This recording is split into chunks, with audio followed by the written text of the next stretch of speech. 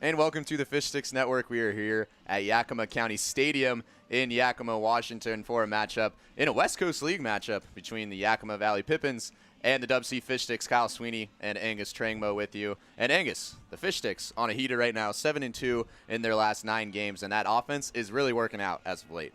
Yeah, they struggled to start the season, but 6+ runs in their last 6 games, and they've turned that into a 7-2 stretch in their last 9 games. They're up to 8-5 on the season. Obviously, these games will not count towards the PIL record, but a really good chance to boost the confidence of the team and get some wins against some really high-level baseball teams. And the Yakima Valley Pippins 12-15 after their loss last night. Kind of middle of the pack in the West Coast League, but between them and the Apple Sox coming up in the next 2 days, this should be a nice challenge for this Fish Stick team. Yeah, it really should. The Apple Sox are near the top of the West Coast League with an 18-8 record in league play, but the Pippins and the Fish Sticks specifically have some familiarity. Assistant coach Garrett DeGallier spent last year with the Pippins, now an assistant for the Fish Sticks. So a lot of familiar faces between these two teams today. So the Fish Sticks and the Pippins coming up right here on the Fish Sticks Network. Don't go anywhere. Once upon a home, in a Seattle bungalow, the Huffs searched on Thumbtack to find their next pro. Now the job is all done, and the table is set. The hot dogs taste better on their fancy new deck. Start your home story on Thumbtack.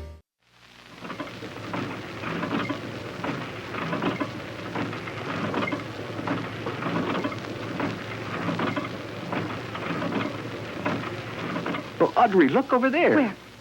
Oh, a whole herd of reindeer beers. Not herds, Audrey. Rainier's come in 6-packs. Oh, Wake up, Harley. Harley, look at the reindeers.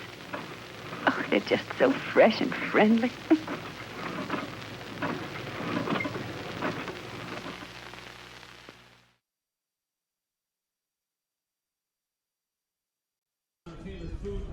And welcome back here to Yakima Valley. It is turning into a beautiful but a little bit of a windy night here in Central Washington. Kyle Sweeney and Angus Trangmo with you. Of course, we're so glad to have a camera up so you guys can see the field a little bit better and bring a little bit more dimension to this. But Angus, a couple moments away here from a beautiful night at Yakima County Stadium, the biggest stadium by far we've been to on the road, a former minor league stadium, as the Pippins are taking off and preparing to play against the Fish Sticks. Sneaky good views here in Yakima. Definitely something that surprised us. You can see Mount Rainier completely opposite direction from here, but you can still see it. And the views out of center field, no slouch either, as Kyle has the Fish Sticks lineup for us. It's a familiar look for the Fish Sticks on the road. Yeah, definitely a lot of hot bats as we take a look at that starting lineup. Rylan Gollard once again in the leadoff spot playing center field, and then Riley Sonoy and Jake Rolling, 2 names we've seen at the top of the lineup, will stay there at the 2 and the 3 hole, and then Evan Hellner will get the call behind the dish. We've usually seen him at the bottom of the lineup. He will be hitting cleanup, and then Braden Bartholomew, talk about a heater. Couple of home runs in as many games. He'll be playing third base, and then Vaughn Lowe will be in the DH spot and batting 6. Cade Galen, Tyler Eisenhut, and Noah Kung, who talk about being on a heater. He is on one right now. We'll get to that a little bit later. The first pitch just around the corner from Austin Murphy, left-hander coming in for the Pippins. Hasn't seen a lot of run this summer, just 2/3 innings of work, and has struggled a little bit in those 2/3 of innings. Yeah, a local guy for the Pippins. Attends Yakima Valley College just right down the road. And Rylan Gollard takes a look off speed outside for ball 1. Gollard hitting .347 so far this season. Again, has been at the leadoff spot the entirety of the summer. This one's chopped to third base. Should be an easy play over there for Jackson Walker, and it is. The speedy Rylan Gollard almost beat it out, but a quick out, number 1 for Austin Murphy. Yeah, also the first grass infield that the Fish Sticks have played on all year, which is shocking, but that is the case. So ball is going to move a little slower all day today.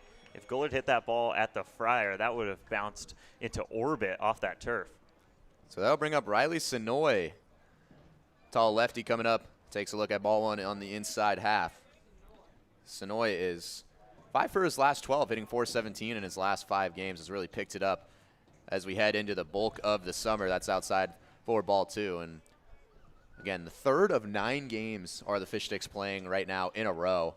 They'll see the Apple Sox for a 2-game stand the next couple of days. This one's chopped instead to the other corner for first base, flip to Murphy, and that'll be out number 2. Good play over there from Emery Henderson over there at first, and Murphy covering the bag.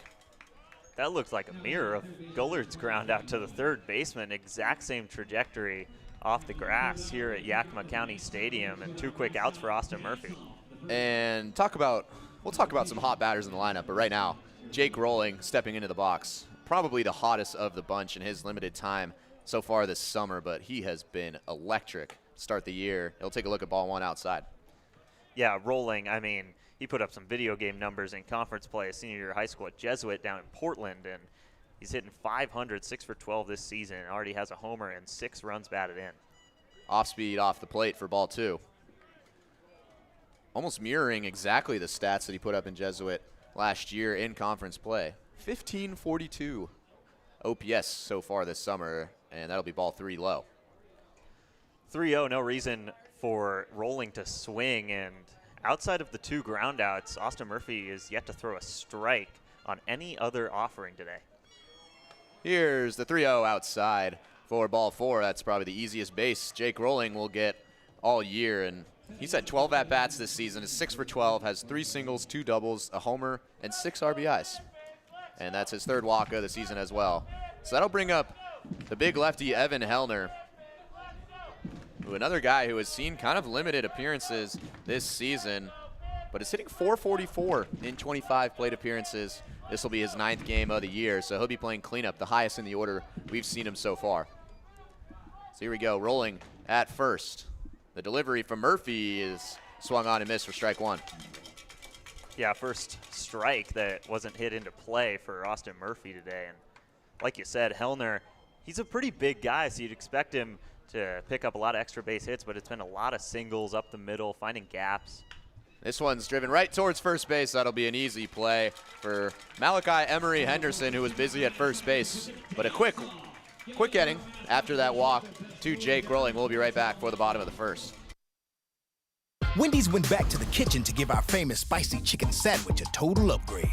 More crunch, more flavor, with heat that just hits. Is this our best spicy chicken ever? Looks like a yes to me.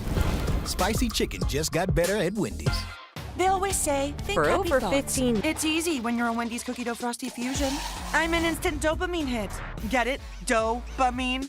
Like cookie dough. I said like cookie dough. Happiness is a Cookie Dough Frosty Fusion at Wendy's. For over 15 years, As You Wish Electric has offered the comprehensive electrical solutions Seattle families trust. We are proud to announce that we can now also serve your plumbing, heating, and cooling needs. As we grow, we are committed to delivering the same knowledgeable and friendly experience that earned our spot as the region's top-rated electrical company. Contact As You Wish Electric Plumbing, Heating, and Air today to learn more. Back here for the bottom of the first here. A beautiful night at Yakima County Stadium. And Cole Knupfer, the lefty, 5 innings so far of work and just 2 earned for the St. Mary's College hopeful will be going there for his freshman year next season. We've been impressed with his stuff, and he will get the start on the mound for the Fish Sticks. He had just a great outing all the way back on the 21st as the Seal Slingers against the Redmond Dudes. He went almost 4 innings of scoreless relief in a game that Fish Sticks ended up needing every single run. It was 5-5 in the 8th inning in that one, and Knupfer faces a Pippins lineup, probably one of the better lineups the Fish Sticks are going to see all year. I'm not sure how he focused during the break. We had the Food Mascot Olympics getting going here at Yakima County Stadium. I think they invited Crispy, and he was above that. Yeah. I don't think Crispy made the trip out here to Yakima, about a 2.5-hour drive, but it'll be Tommy Lamb, Trey Godoy, and Garen Guler, who we might need to have some conversations about first team all-name with Garen Guler, but those will be the first 3 up, and Tommy Lamb, the righty, will step to the plate. Lamb playing in center field, attends college at Whitworth down near Gonzaga in Spokane. So he'll be the first to lead it off for the Pippins. Again, 12-15 on the year. Lost 14-10 yesterday, but we're trailing 10-1 going into the 8th inning. So 9 runs over the last 2 innings for the Pippins. They can put up offense in a hurry. Here's the first delivery. That's foul from Knupfer. Also a nice feature of playing in a stadium like this, we've got TrackMan for the pitch tracking today, so we know the exit velocity, the release speed on basically every pitch that's thrown today.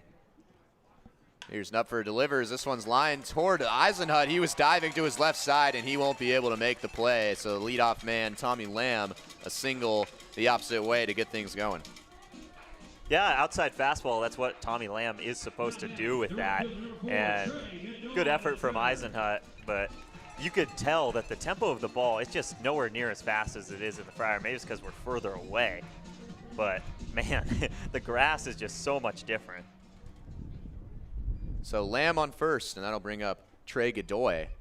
A lefty steps into the plate, takes a look at strike one on a fastball from Knupfer. Yeah, Knupfer hadn't given up a lot of hits coming into this game. Only 2 hits allowed in 5 innings, and first batter he faces is able to lace a single through the right side of the infield. Off speed is fouled off from Godoy. So quickly behind is 0-2. And Godoy from UCLA, who, again, 50-9, I believe, this season.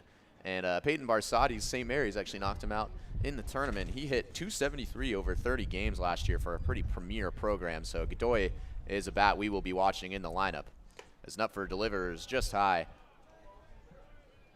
So 1-2 count now to the UCLA man. Yeah, Knupfer's going to range from mid to upper 80s on that fastball, but it's a pretty good changeup and curveball that he has. That's going to sit mid upper 70s. Delivery and swung on and missed for strike 3, and Godoy is sat down. The first strikeout from Knupfer. Good looking off speed there to keep him off balance. Well, St. Mary's Gales know a thing or two about beating UCLA Bruins in baseball, and Knupfer beats Godoy right there. Just rolls right off the table. Well called by Hellner and well located by Knupfer for the first out. So here comes Garen Guler, one of the better names we've heard this summer. For the record, it's Gooler. Guler. Guler, which makes it so much better. Got some Guler chants from the crowd. Here's the delivery. Lamb's taken off. The throw from Hellner skips once and will not be in time. Eisenhut had to reach across his body to make the play. There was no chance that Tommy Lamb was going to be thrown out, and he will steal second base. Really good jump on the lefty Knupfer. Not going to see that a lot. So Lamb on second base. Guler from Yakima Valley College, a local guy, hit .316 last year, and now the incoming freshman tandem is going to come out and talk things over as Hellner jogs out to meet with Knupfer. So we've seen Peyton Barsati behind the plate quite a bit with Cole Knupfer this year, given the St. Mary's connection, as Garen Guler chants are going to serenade here at Yakima County Stadium. They clearly love his name as well. Local guy, they've seen him a lot. I think this is the first time Hellner has caught Knupfer this season, so definitely an interesting dynamic to the outing. So Lamb at second, an 0-1 count to Garen Guler. Fastball inside, swung on and missed, and Knupfer's ahead 0-2. Yeah, Guler just a little bit ahead of that. I think just got excited that the crowd was chanting his name, tried to have a moment there. Wind picking up, blowing from left to right. We'll see a lot of fly balls go that way. Here's the 0-2 delivery from Knupfer outside, and no chance at the plate. So 1-2 count. We talked with a lot of people up here in the press box, and Yakima Valley has just been great with us ever since we got here. We felt very welcome, but we've talked about how the wind blows from left to right. Basically every game here coming in, that is going to be coming in from the east side and then moving west. So here's the 1-2 delivery, swung on and missed for strike 3. It's the second strikeout already for Knupfer, and there are 2 away. Yeah, he's working really well right now.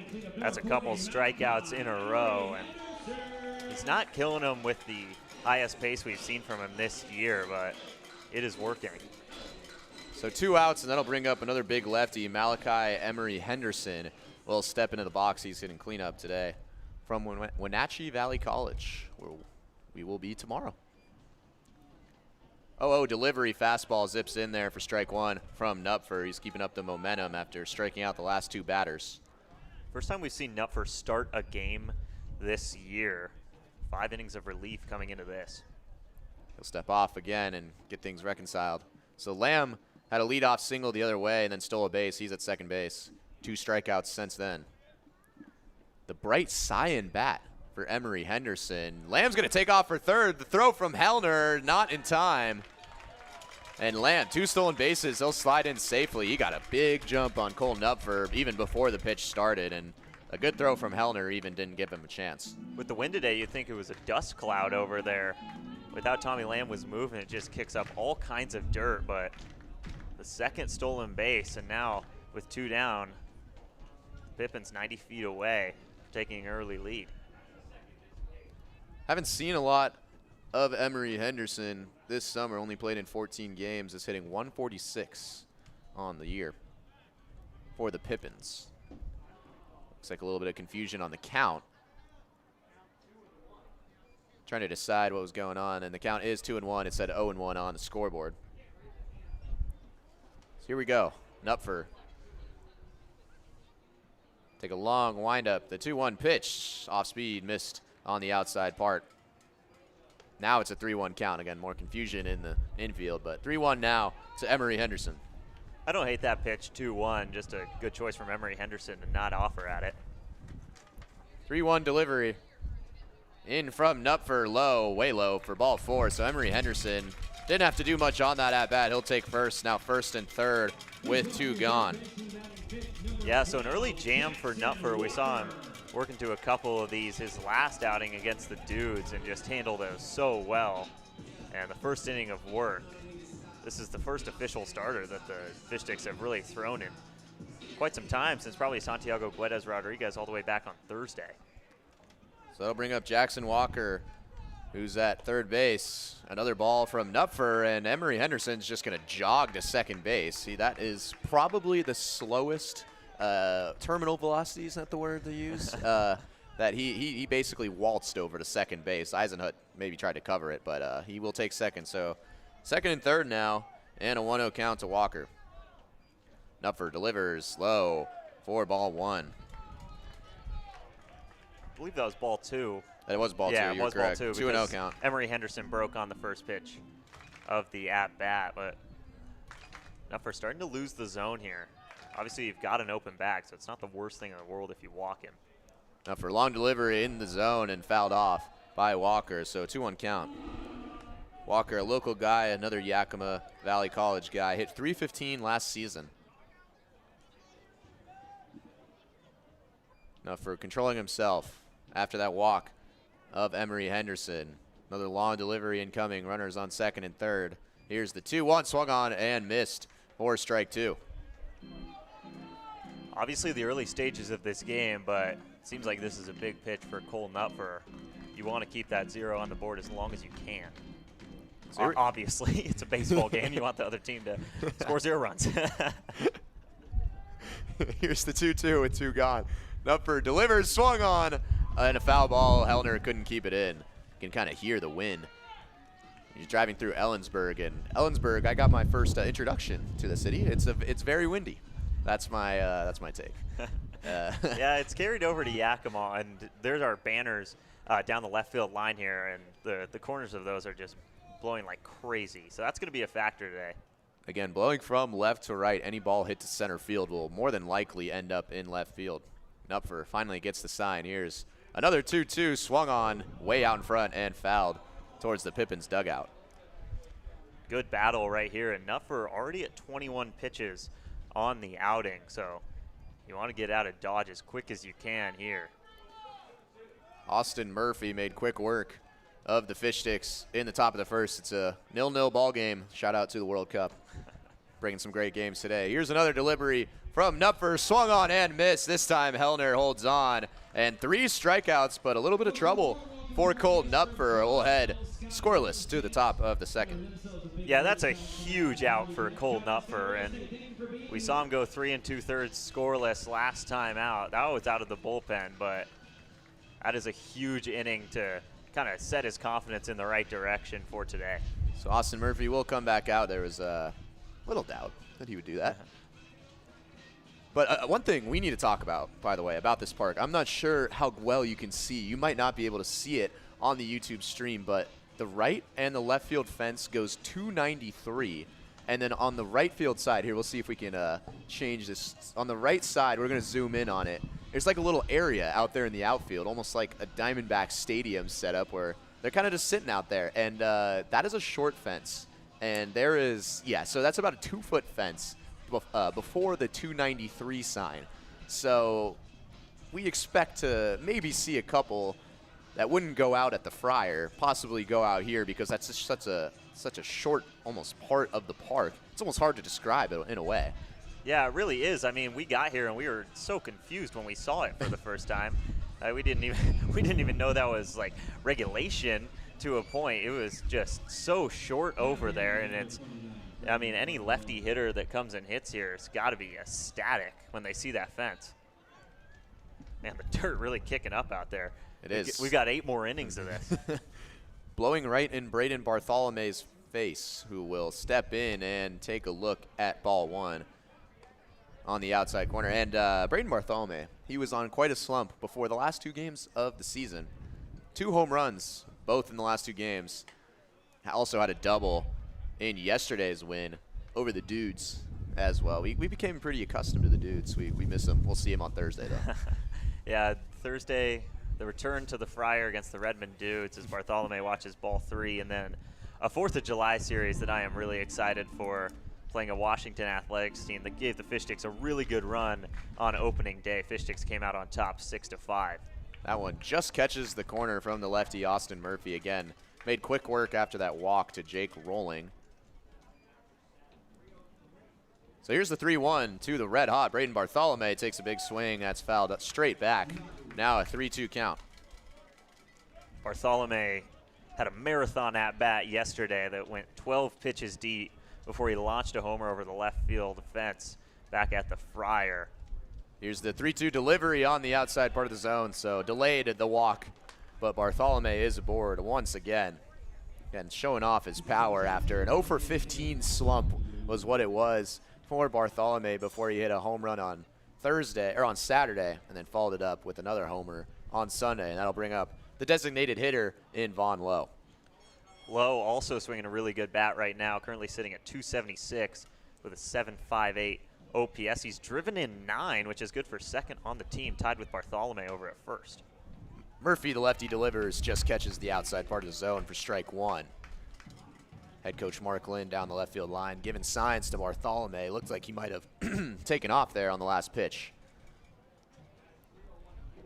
Murphy's going to check over to Bartholomew. Going back to yesterday's 12-pitch marathon, that was probably the most fun we've had in an at-bat all season long. That was amazing to witness. 6 straight foul balls from Braden Bartholomew before tanking one over the left field wall. So here's the 0-1 delivery to Vaughn Lowe. He showed bunt, and the ball misses the plate outside for ball 1. Murphy hasn't had the greatest control so far, and that's led to a couple walks. Fish Sticks still looking for their first hit of the day. So Murphy's only appearance of the season, he went 2/3 innings and let up 4 earned.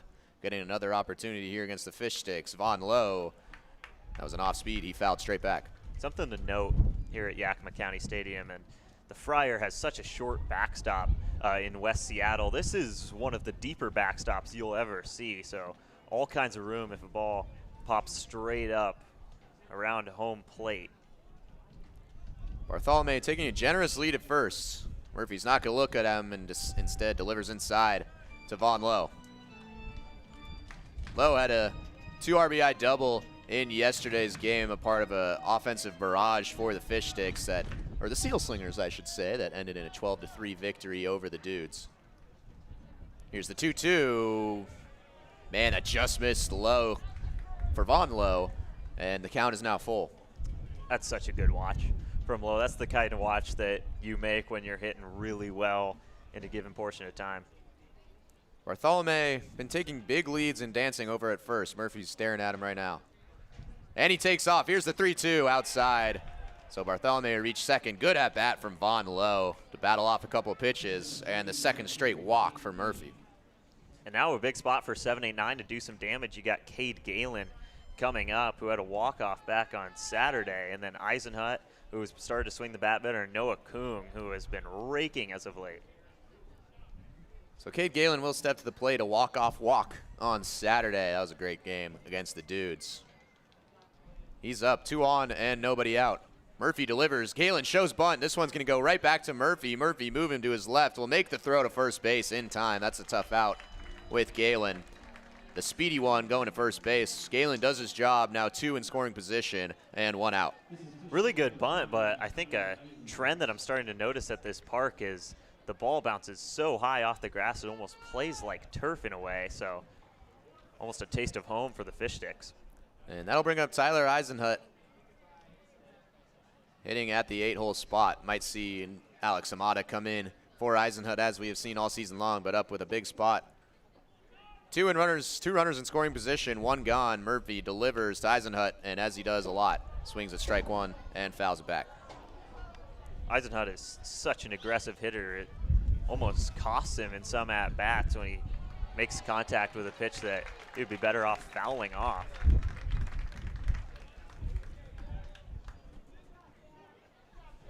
Here's a 0-1 delivery. That almost looked like it hit Eisenhut. Eisenhut's talking to the home plate umpire about it. He was pointing towards his pinky, almost like he was showing off a watch. Said that actually hit me, but umpire did not agree. So 1-1 count with 1 out to Eisenhut. Shedeur Sanders a little bit? A little bit. Yeah, perfect timing. Perfect timing show to try to get the hit by pitch call. It was ruled a foul ball as well, so the count is 0-2. So here's the 0-2 from Murphy up the middle. Could be a tough play for the shortstop. Nicely done. Good pick at first from Emery Henderson. But Eisenhut will get the job done. Bartholome comes around to score, and the Fish Sticks take the first lead, a 1-0 lead.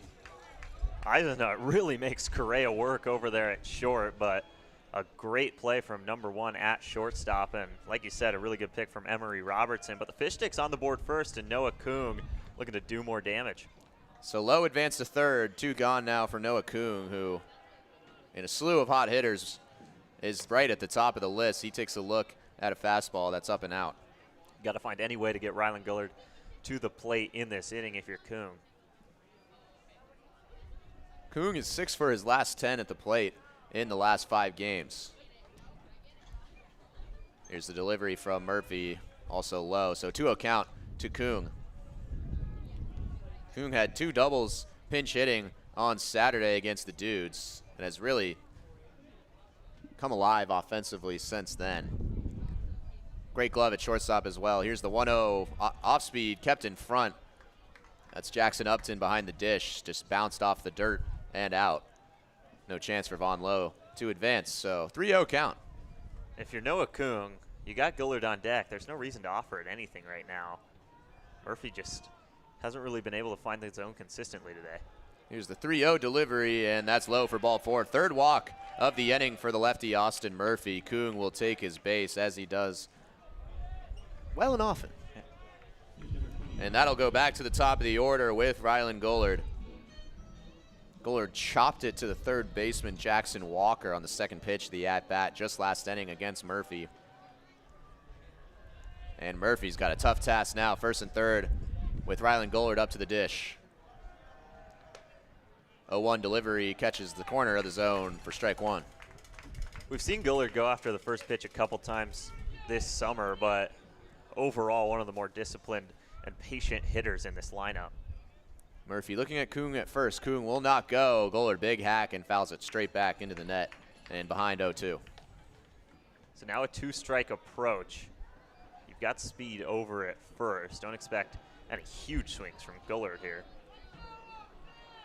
Here we go, 0-2 count. There's been 3 walks this inning from the lefty Murphy.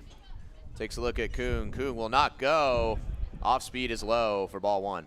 Try to get Gullard to chase, he did not. And I mean, when you're pitching and that wind is blowing left to right, especially when you're a lefty like Nutfer and Murphy both are, when you're trying to break an off-speed pitch into the zone, it's not going to break as much as it usually does. Here's the 1-2, and Gullard slaps it to the right side of the outfield for a single. That'll get through between the first and second baseman. Just kind of a fend-off pitch from Gullard, but that'll score Von Lowe. Another RBI for Gullard, and it's 2-0 Fish Sticks. Sometimes it seems like he just gets hits on accident in a way, and right there, like you said, just fends off a pitch and it finds green grass out in the outfield.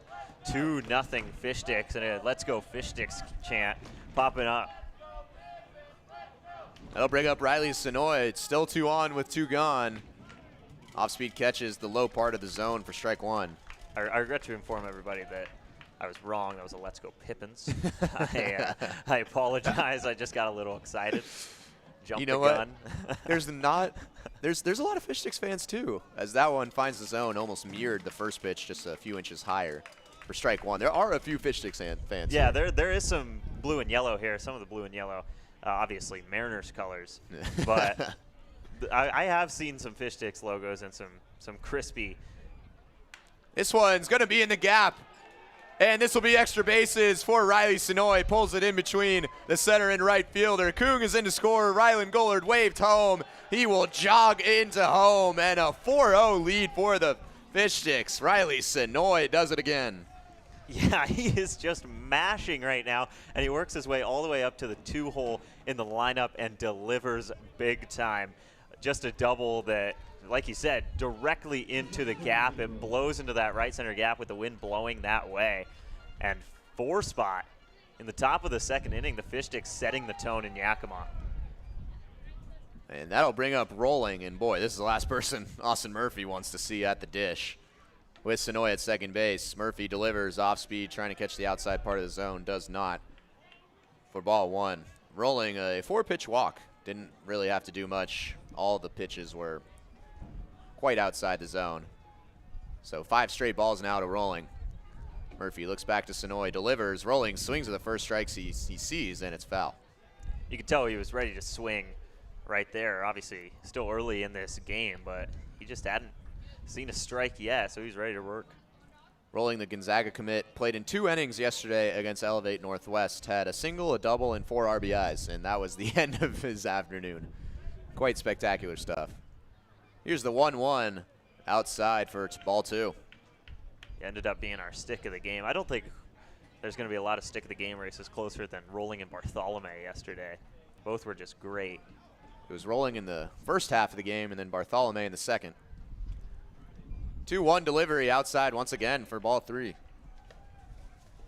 Hellner on deck as well, and this lineup is really just clicking as of late, and it's carried over across the Cascades today so far. And we mentioned 6 straight games with 6 or more runs. Well on their way here. Here's another delivery, rolling, hit hard but right at the shortstop. Tough play for Levi Correa, and he'll make the throw for the 3rd out. But 4 runs come across the plate. Riley Sonoy, a 2-run double, is a part of that. And to the bottom of the second we go here in Yakima County.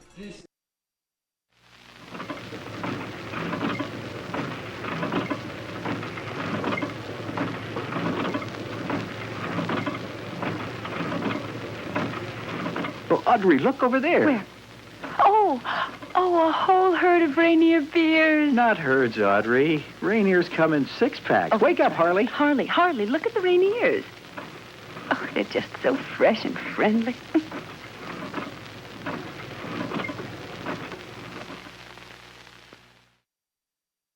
Once upon a home, in a Seattle bungalow, the Huffs searched on Thumbtack to find their next pro. Now the job is all done, and the table is set. The hot dogs taste better on their fancy new deck. Start your home story on Thumbtack. Well, Cole Knupfer got quite a breather in the top of the second as the Fish Sticks put 4 across after a little bit of a dangerous first inning. No runs came across for the Pippins, and Knupfer's out there for another inning of work.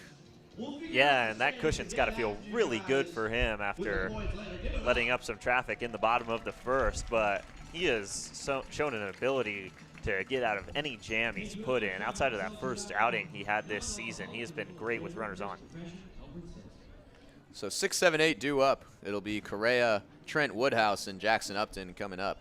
Levi Correa playing at shortstop. Pretty good name to have over there, and he's shortstop. He just made a nice play to get out of the top of the second.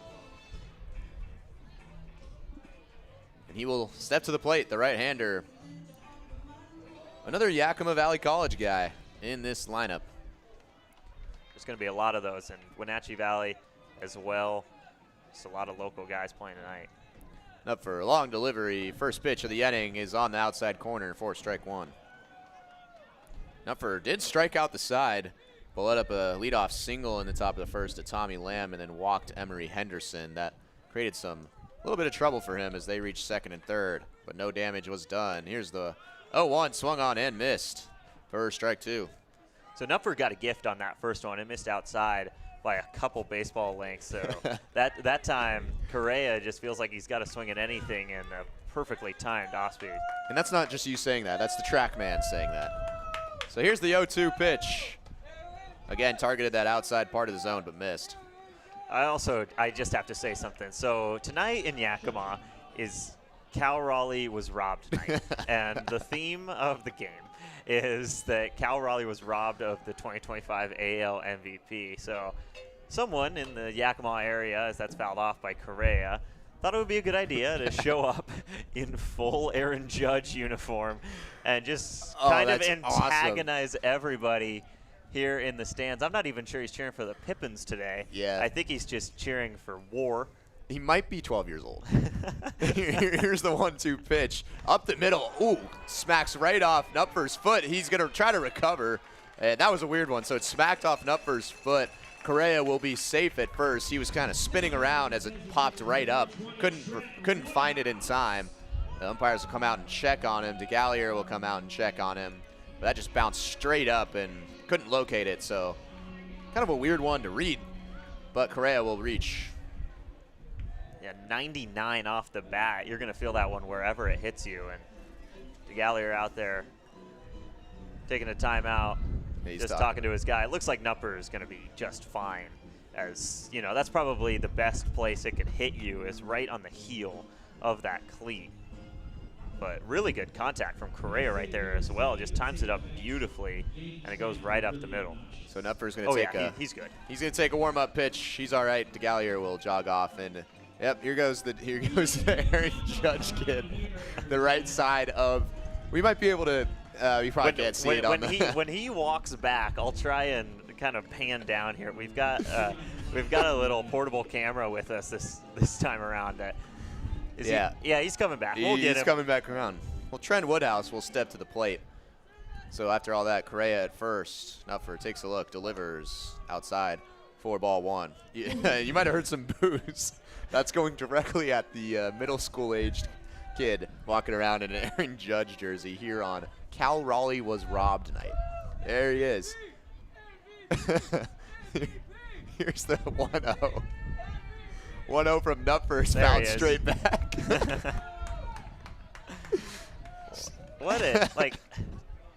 Why do you not have anything better to do tonight? Seriously, come on, dude.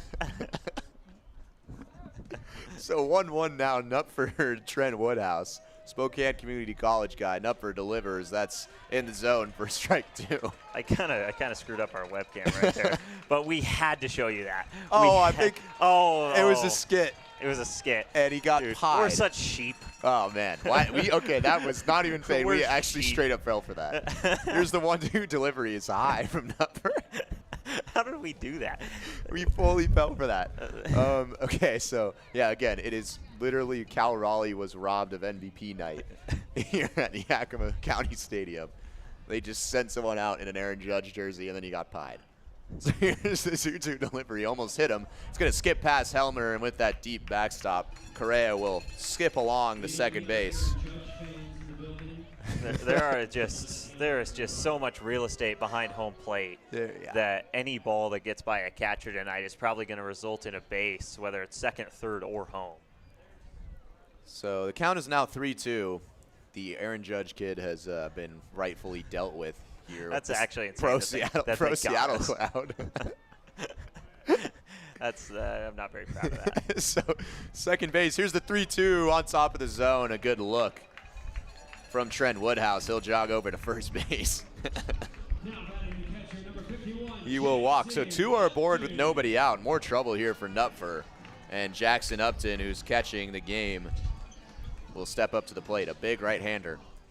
Already 3 Ks for Knupfer today, and obviously a ground out would be ideal to get 2, but not really getting any balls put in play on him so far. It's just strikeouts and then a couple walks to start this inning. Upton shows bunt and fouls it straight back into the netting, so 0-1. Upton, take a guess where he went to college. Is it Yakima Valley College? It is Yakima Valley College. A lot of that on this team. I mean, naturally, it's right down the street. So 0-1, Knupfer taking a long look at Evan Hellner behind the dish. 2 are on. He delivers, shows bunt again. This one's out and away for ball 1. This is definitely a good situation to bunt. We just saw the Fish Sticks do it in the top half of the inning with runners on second and first and nobody down. Cade Galen placed a bunt beautifully, and it turned into 4 runs. Correa on second, Woodhouse at first. Upton's going to show bunt again. Bartholomew was creeping in, and that was fouled straight back. Neither bunt really had any chance from Jackson Upton, and you know, a pretty big guy, probably not the best bunter on the team, so definitely a weird situational spot for the Pippins. So 1-2 count, likely Upton will not show bunt this time around. Still nobody gone here in the bottom of the second. It's 4-0 Fish Sticks. Knupfer delivers, swung on and missed. The 4th strikeout. So all 4 outs have been via the strikeout for Knupfer, and that's the first out. Yeah, 87 on that fastball, one of the faster pitches he has thrown tonight, and Upton just had no chance at it. Now Hudson Freeze will come up in the 9-hole, and the lineup card turns over right after this, so this is another big out for Knupfer. Hudson Freeze playing second base, and at the bottom of the lineup, as you mentioned. 1 gone, still 2 on here in the bottom of the second. That one zipped in there for strike 1. Good recovery now from Knupfer after letting up kind of a single that ricocheted off his ankle to Correa, who's at second, and then walking Woodhouse, who's at first. Fish Sticks and Pippins with the same amount of hits right now, and it's a 4-0 DubSea lead. Way out in front of that one, a good off-speed that almost touched the plate from Knupfer, and Freeze is behind 0-2. That is really good sequencing from Knupfer and Hellner, and it seems like he's just operated better with traffic today, interestingly enough.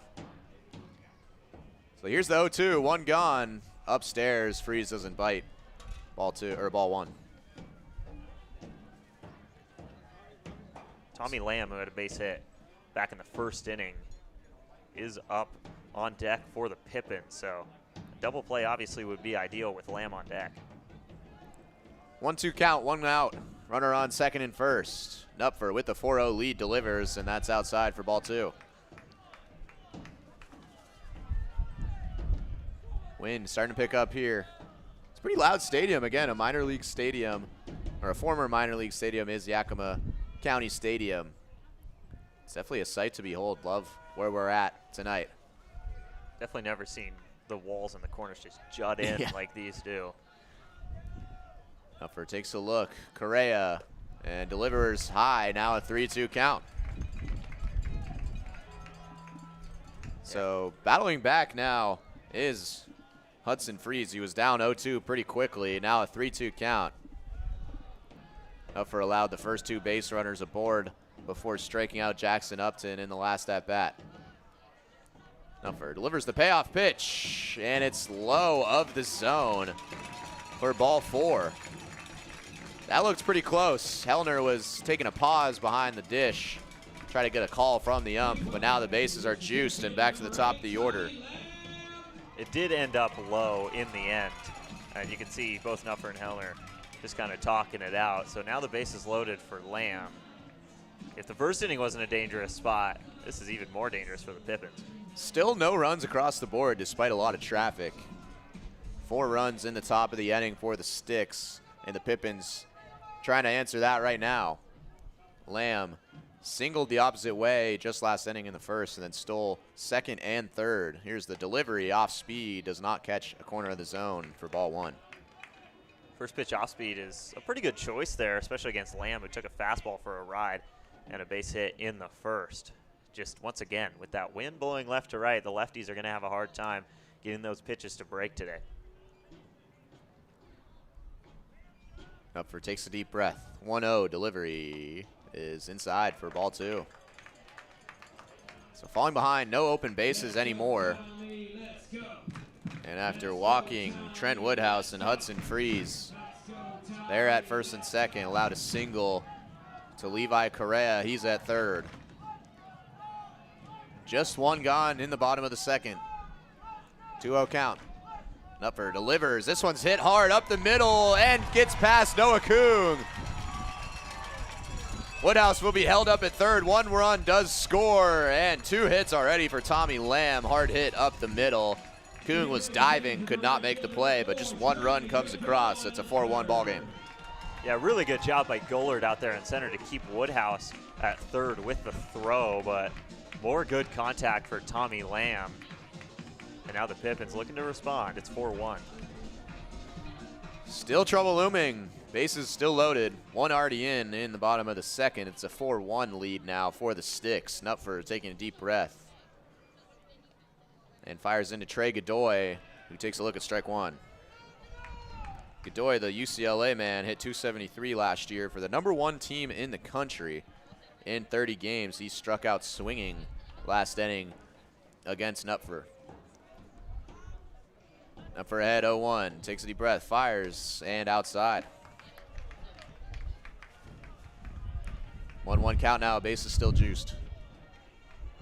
Yeah, Knupfer, also from California, from the El Segundo area, and Godoy from Escondido, so a SoCal battle here. Knupfer fires in the 1-1, and that's fouled back for strike 2. Godoy a little off with himself that he missed that pitch. That's probably the best pitch Godoy has seen today, just top rail of the zone, and just got under it. So the 1-2 incoming, still only 1 gone. The bases are loaded. A single from Tommy Lamb brought in the first run for the Pippins, who are still down 4-1. Right on the outside part of the zone, Knupfer can't get the call. And it's a 2-2 count. The count evens out. I'm almost abusing my power with the TrackMan over here, but that was outside. It's just probably missed by a ball. Here's the 2-2. Cole Knupfer fires in off speed that started in the zone and then missed out. So now Godoy, a guy Knupfer struck out the first time around, works it to a full count. Knupfer got ahead 0-2 on Freeze, but ended up walking him as well. Same scenario here with Godoy. Here's the payoff pitch from Knupfer. Does not find the zone, up and away. And another run will walk in, and DeGallier is going to walk out to Cole Knupfer. That might be the end of his outing. The bases are still loaded, and 2 have come across. Yeah, credit to the Pippins. They've been really disciplined at the plate today, and Knupfer almost makes you think he might be struggling with the wind or just some other factor, but now the tying run on second, and I think we might be in store for a shootout today based on the early stages. So 4-2 lead for the Fish Sticks. All the runs have come here in the second. 4 in the top of the inning for the Sticks, and 2, and still time left here in the second inning with 1 out and the bases loaded. So DeGallier went out and talked to Knupfer. And you don't have to really listen hard to figure out who's coming up to the plate. It's Garen Guler, the Yakima Valley College guy, is coming up. Finn's still warming up in the bullpen. He'll come in after Knupfer. Knupfer's going to try to finish out this inning. Guler's hitting .225 in 13 games so far this summer for the Pippins. And stepping up to the plate, the tying run at second base. Knupfer after the mound visit fires in strike 1 after being fouled back by Guler. Finn Still is such a good arm out of this bullpen. He pitched the 10th inning in an extra innings win back on Saturday against the Dudes, but we haven't seen too much length out of Finn Still this year. Knupfer gets the sign, delivers the 0-1 upstairs for ball 1. You can see just the dirt that shears off Hellner's glove every time the ball hits his mitt. It is a field that just no lack of dirt out there. I don't know how to put it. It's just very dirty. And the 1-1 is hit well out to left field. It's a deep part of the outfield. Gollard's going to sit on it at the track. And Freeze will tag from third base, and that'll be the 3rd run of the inning. That one, a couple more feet. That could have been extra bases and even more for Garen Guler, but the sac fly will score the 3rd run of the inning. Yeah, such tall walls here, obviously outside of the right field line, but the walls are really tall here, so a deep fly ball has a chance of bouncing off the wall and not giving speedy guys like Gullard a chance to make plays, but really good read from him in the wind, and he saves a couple runs with the mitt. Fish Sticks still ahead. So Emery Henderson will step to the plate, still 2 on with 2 out. Watches that off speed go outside. Emery Henderson walked and stole a base, probably the slowest stolen base we'll ever see. Just waltzed over there to second base back in the first. And taking off for third. The throw from Hellner to Rolling in time. Took a little bit for the umpire to make the decision. And caught at third base was Tommy Lamb, who'd already stole 2 bases already, but Knupfer and the Sticks are out of the inning. But after 4 in the top of the second and 3 in the bottom of the second, a lot of runs, a lot of offense coming here between the Sticks and the Pippins, and the Sticks lead has dissipated. Yeah, I really do think that the wind is not helping both of these lefty starters. And Knupfer, we've seen the off-speed be really good for him this season, and it just hasn't had the same run at all today that it usually does. And it's turned into a 4-3 game through 2. It's a long stretch of games for the Fish Sticks this week, and you want to limit the arms as much as you can. So Knupfer are still in the 3rd inning. We don't know, but Austin Murphy will come back out for the Pippins. So 4 runs came in the top of the second, as we have mentioned. A sac bunt from Cade Galen put 2 in scoring position. And then a bunt from Noah Kuhn also advanced some runners. Rylan Gullard had a single to the right side of the outfield that scored a run.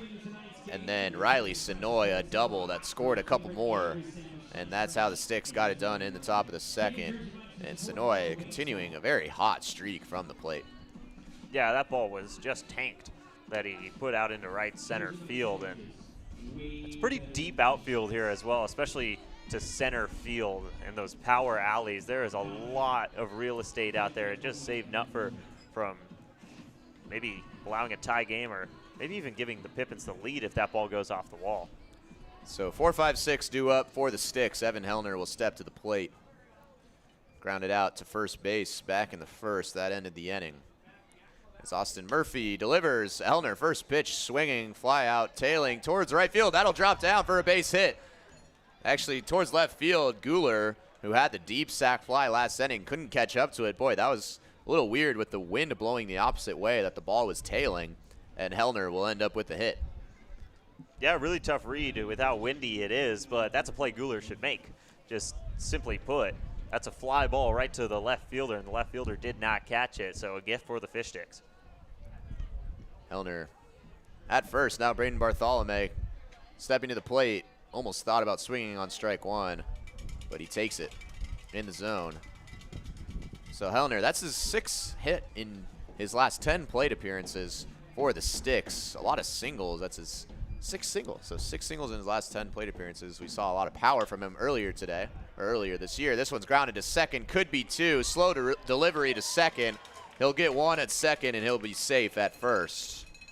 So Hellner will jog back to the dugout. Braden Bartholomew beyond for a fielder's choice. That ball was chopped towards the shortstop, Levi Carrera, who kind of just flipped a long one over to Freeze, and Freeze had no time to get Bartholomew at first. A clean exchange between the middle infielders right there, and we're probably could be looking at a double play. And now Bartholomew is heading back to the dugout. I don't know why. Wow, it looked like he was safe by a mile. I'm not sure that's what it was, because he for sure beat that throw. I'd love an explanation here, but I don't think we're going to get one. So Mark Lynn was talking to the home plate umpire. That's John Perry Schofield behind the dish. He talked to Mark Lynn, but there's 2 down, and we can't figure out why. But it doesn't matter to Vaughn Lowe, who will take ball 1. So a little bit of confusion there. Not sure what Bartholomew did to get an out, essentially. But here's the 1-0 delivery. Vaughn Lowe takes this towards right field. That ball is tailing way out there to the right side. And Godoy will make the snag right in front of the Jersey Mike's sign. So a weird array of plays in the top of the third, but scoreless for the Sticks. They still have a 4-3 lead. For over 15 years, As You Wish Electric has offered the comprehensive electrical solutions Seattle families trust. We are proud to announce that we can now also serve your plumbing, heating, and cooling needs.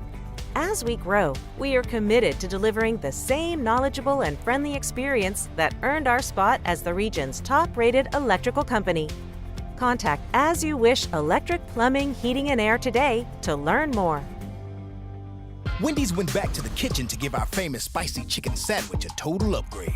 More crunch, more flavor, with heat that just hits. Is this our best spicy chicken ever?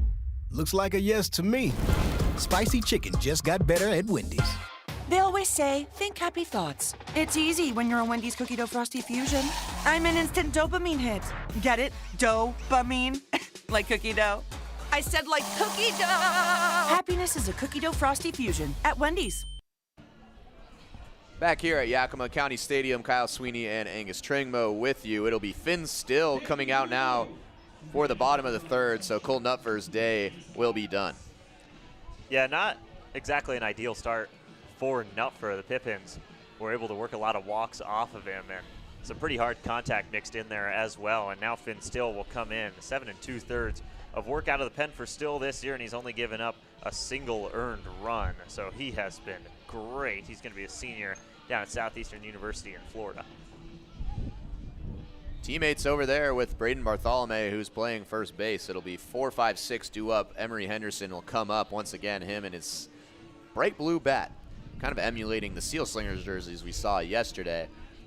After Tommy Lamb was caught stealing third base, Lamb scored another run on a single. He has 2 singles, tried to get his third stolen base before Hellner and Rolling connected to tag him out at third. So Still will come in, a 4-3 lead for the Sticks. All 7 combined runs have come in the second inning between these two teams. And Still will come in and face off against Emery Henderson, Jackson Walker, and Levi Correa due up in the bottom of the third. Yeah, Still not the biggest guy, but some of the biggest velocity you're going to see in this bullpen. And I'm very intrigued at Finn Still coming in the third inning. This is far and away the earliest we've seen him come into a game this season.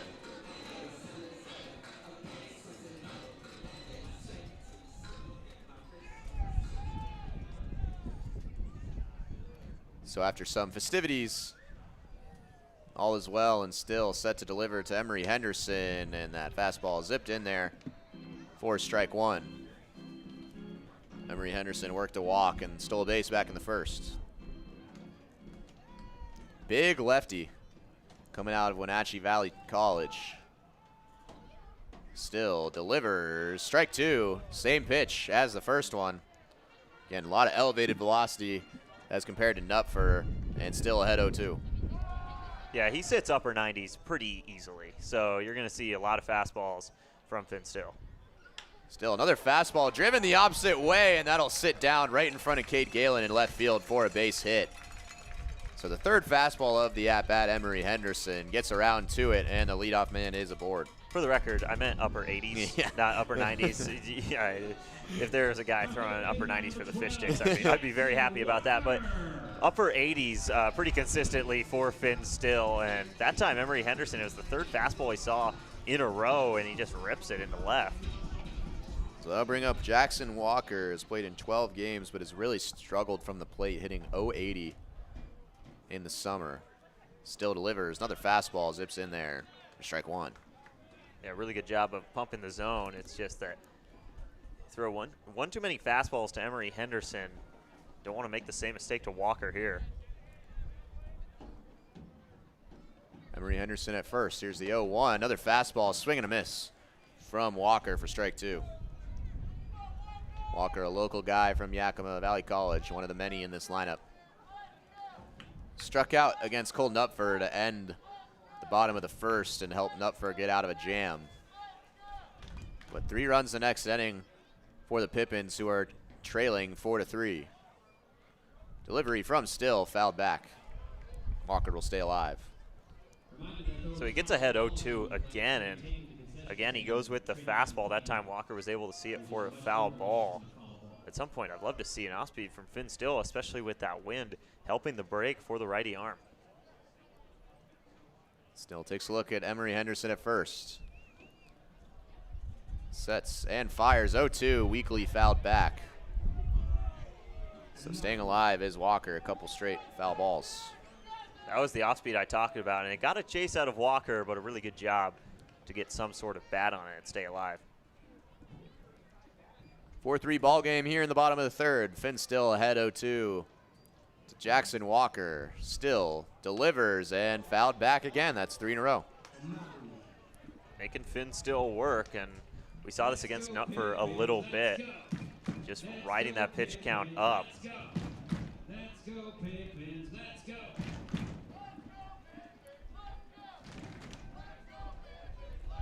Wonder which stadium we're at today. Here's another 0-2 from Finn Still. Off speed, take it up the middle, and that'll drop before Rylan Gullard, and that'll be another base hit. So 2 in a row to start the bottom of the third. And a good at-bat from Jackson Walker. And trouble now looming for Finn Still. Yeah, another really hard hit line drive. This is the first time that we've really seen an opposing team be able to do anything with Finn Still's fastball. So 2 aboard, nobody out. That'll bring up Levi Correa, playing in the 6 hole.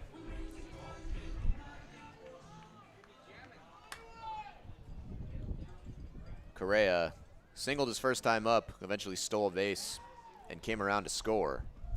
He was the first run of the game for the Pippins. Still delivers fastball in there for strike 1.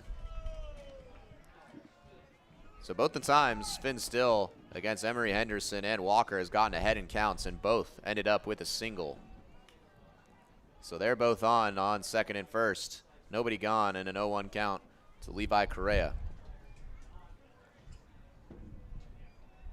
Still looks at Emory Henderson, fires in. Correa swings. This one's popped up towards Bartholomew. Bartholomew going towards the bullpen. Going to be a tough play, and out of play. Just ran out of room over there down the first base line, and we'll do 0-2 over again. This is the 3rd straight time the Finn Still has gotten ahead 0-2 in this 3rd inning, and both of the first 2 hitters were able to put line drives in the outfield for base hits, so it's almost feels like they are thriving with 2 strikes against Finn Still, just a different approach maybe. Another 0-2 coming. Levi Correa steps into the plate. Still delivers, fouled back. Man, the Pippins will just not go away without a fight. I gotta say, Correa is really crowding the plate on Still, which is very interesting given his velocity. It seems like against a guy that throws upper 80s when it goes in on the hands and you're really crowding it. I guess he goes open stance here now. Well, it's interesting. He'll open it up to start, and then he'll close it right there. Yeah, there it is. And he's right up against that inside line. Here's the 0-2, swung on and missed. Still gets a big out and strikes out Correa for the first out of the inning.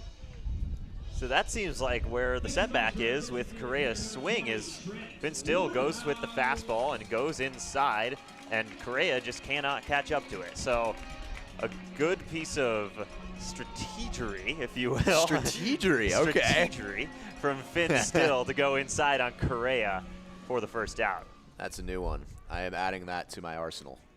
Strategery from Angus Trigmo. Trent Woodhouse will step to the plate. Still 2 on, 1 out. That's fired inside for ball 1. Woodhouse was behind 0-2 to Cole Knupfer before forcing a walk and eventually coming around to score.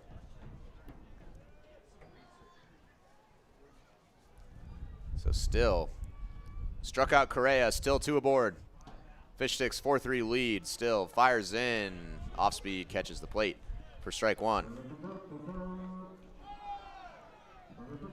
Not the biggest crowd at Yakima County Stadium, but it's been a pretty active crowd all night. Definitely the most active road crowd the Fish Sticks have played with by far this season. On Cal Rally was robbed of home run night.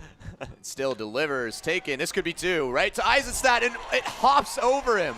Right off the grass, Emory Henderson will score. Man, you do not see that often. That'll go down as a single for Trent Woodhouse, but that grounder was going right to Eisenhut over there at second base. It caught the dirt at the last moment and then took like a 7-foot hop right over him.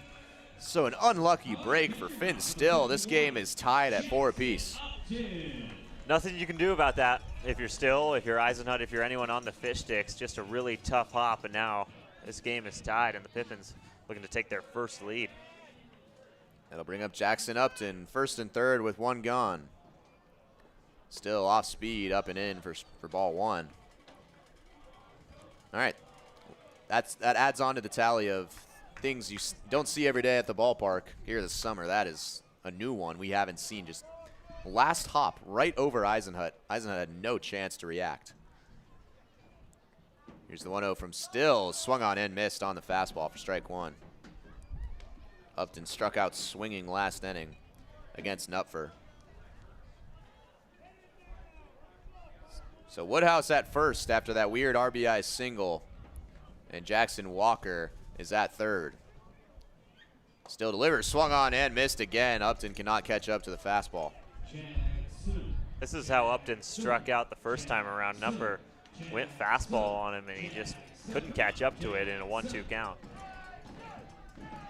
1-2, 1 gone. Runners on first and third. And a tie ball game at 4-4. Still delivers, third straight swing and miss for strike 3 for Upton, and Still 2 strikeouts, and there's 2 away. Yeah, that was eerily similar to the strike 3 for Upton last time around. Of course, Upton was showing bunt last time and fell behind that way, but just a fastball that he isn't able to catch up to from Finn Still. So that'll bring up Hudson Freeze, who also went down 0-2 to Knupfer before battling for a walk. That was last inning in the second. He would also come around to score. So 3 in the bottom of the second, 1 so far here in the bottom of the third, and it's a 4-4 tie.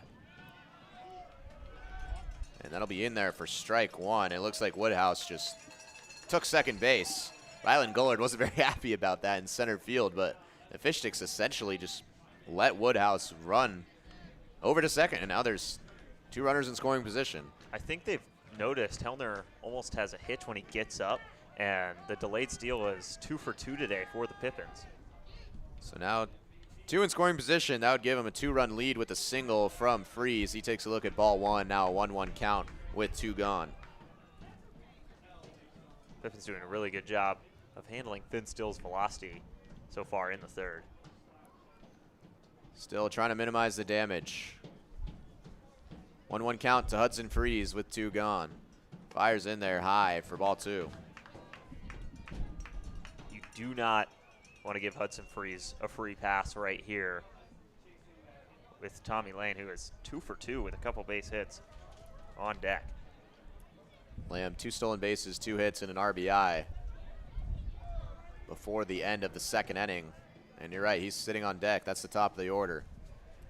Here's the 2-1. Still goes off speed, finds the bottom of the zone for strike 2. Don't you think that's more break than we've seen from Finn Still? It's just got so much assistance with the left-to-right wind. And we talked about everyone here with the Pippins says that that is a normalcy here at Yakima County Stadium. So Still, we'll see if he plays into it again. 2-2 with 2 gone, 2 in scoring position. Goes back to the off-speed, catches the corner for strike 3. So the Sticks will get to the top of the 4th, but another run comes across for the Pippins, and it is a 4-4 ball game. Yeah, that's a huge pitch from Finn Still. That's just absolute paint down and in on the corner.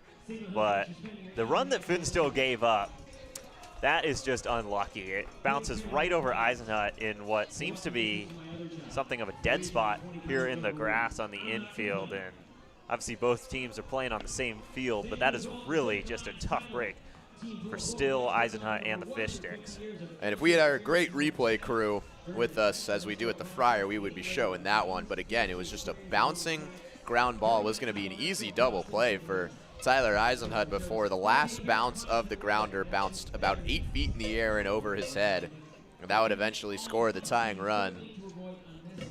So Murphy will come out. He's warming up again for another inning. Austin Murphy has allowed 4 more earned runs to the Sticks, all of which came in the top of the second and here in the top of the 4th. So it'll be Galen, Eisenhut, and Noah Kung due up. bottom of the lineup was the part of the lineup that did the damage back in the second and really got things going. Galen laid down a sack bunt, then Eisenhut drove in a run with the ground out, then Noah Kung walked, and it was back to Gullard and Sonoy, who really put a dent in the scoreboard and made this 4-0. But the Pippins have responded, and through the first third, we are all even at 4. So Galen laid down a sack bunt back in the second that put 2 in scoring position, and both would come around to score. Got a great ovation coming back to the bullpen.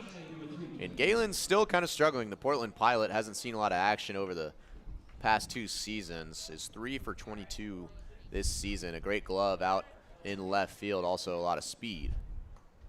And the delivery from Murphy is low for ball 1.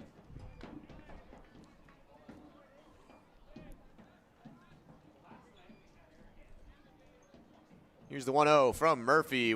Galen will square around to bunt and pull away at the last second. It was a good decision because that's ball 2. Galen was involved in that Braden Bartholomew marathon at bat yesterday, which we had a lot of fun with. He tried to steal second 5 straight times.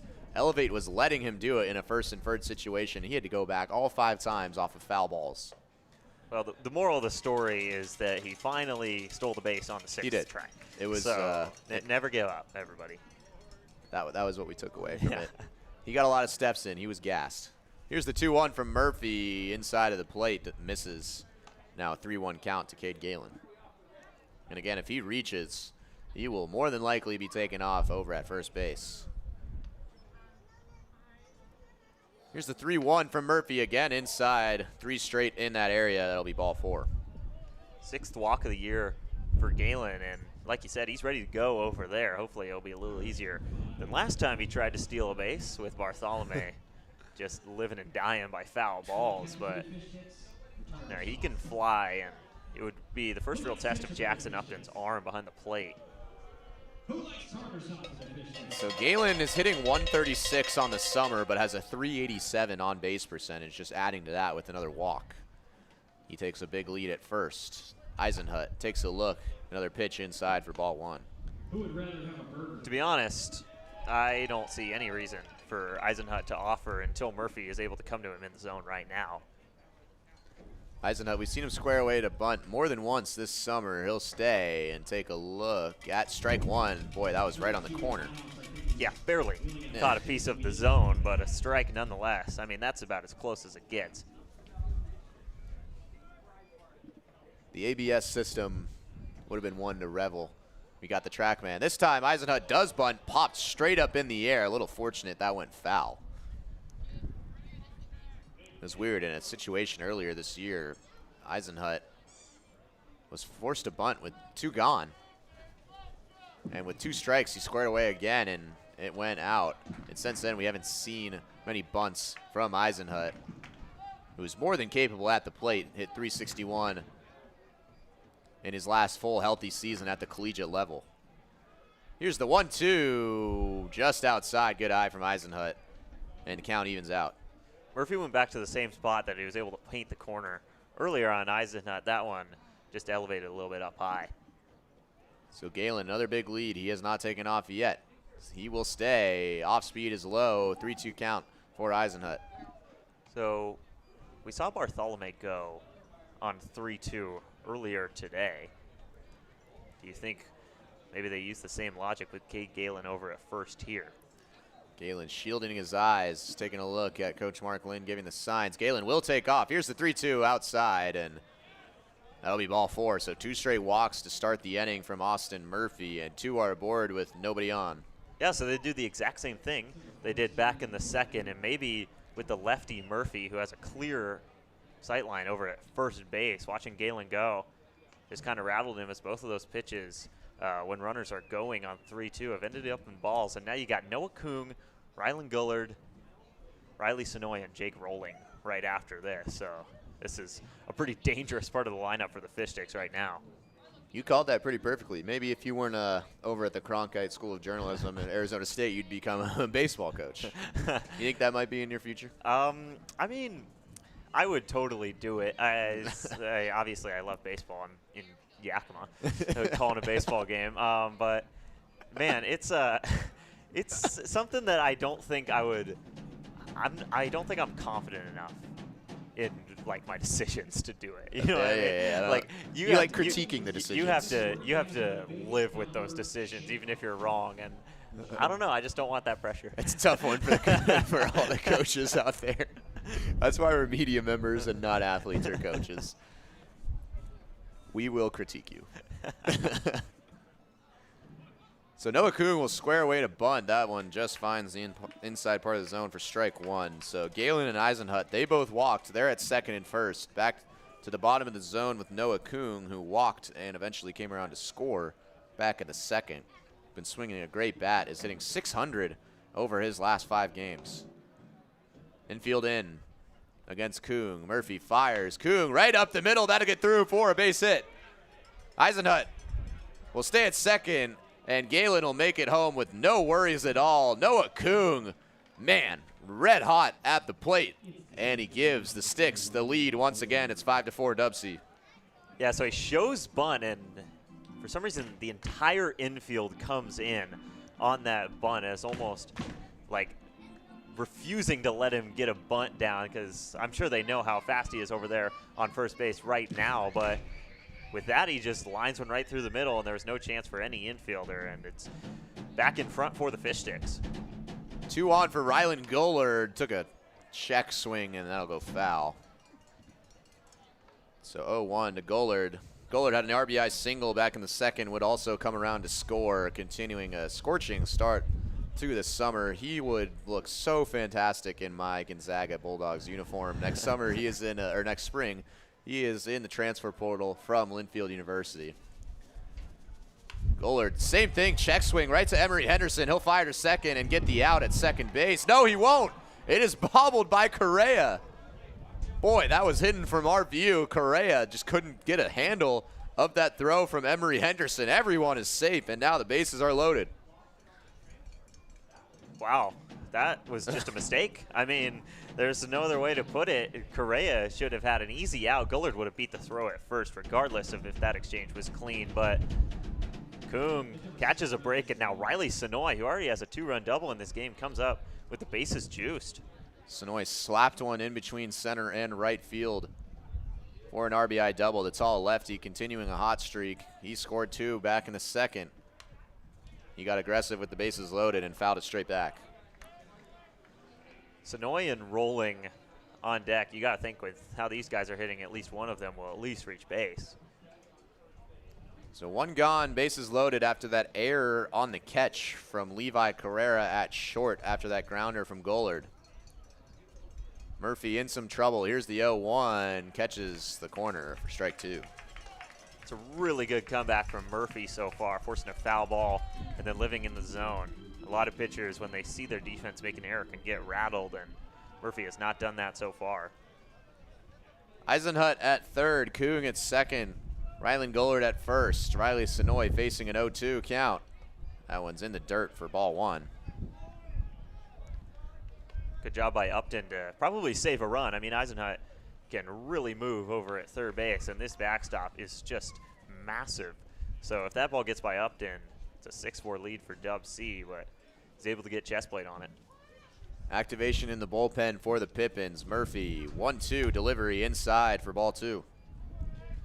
So 5-4 lead for the Fish Sticks. Rylan Gollard drove in the run. It was an error at shortstop. Should have been a fielder's choice, but everyone was safe.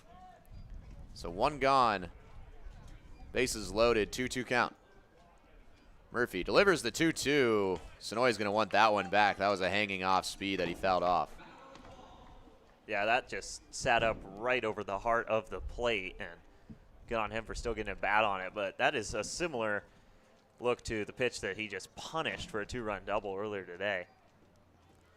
Another 2-2 incoming from Murphy. Murphy delivers, and that misses out for ball 3. Fish Sticks kind of returning the favor to the Pippins and making Murphy work here in the 4th. Payoff pitch incoming, 1 gone. A walk would score another run. 5-4 lead for the Fish Sticks. Sonoy takes ball 4, and a 6-4 lead now for the Fish Sticks as Tyler Eisenhut will waltz home. You got to think Murphy's day is probably nearing its end. It looks like they will keep him in against Rolling, just checking in on the bullpen over there and seeing if he's ready to go, which he is not. So Jake Rolling will come up with the bases loaded and 1 gone. Big spot for Rolling, who had 4 RBIs in just 2 innings of work yesterday. Sonoy already 3 RBIs of his own after that RBI walk.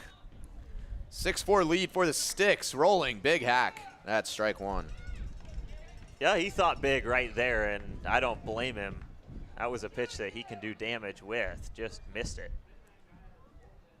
0-1 count to Jake Rolling, one of the hottest hitters on the team. There is still nobody gone here in the top of the 4th. Already 2 across, and the bases are loaded. Low and outside for ball 1 to Rolling. Murphy's shown some glimpses, but overall just not a day where he's able to live in the zone.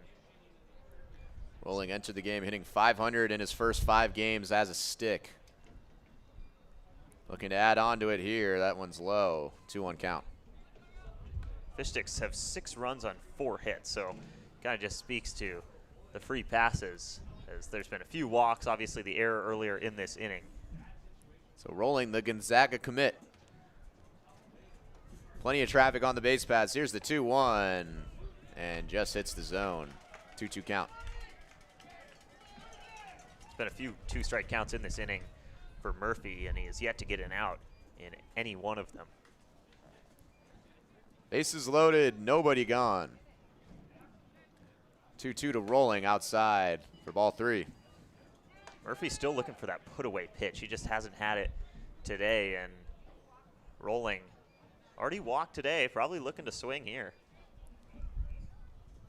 Payoff pitch incoming from Austin Murphy.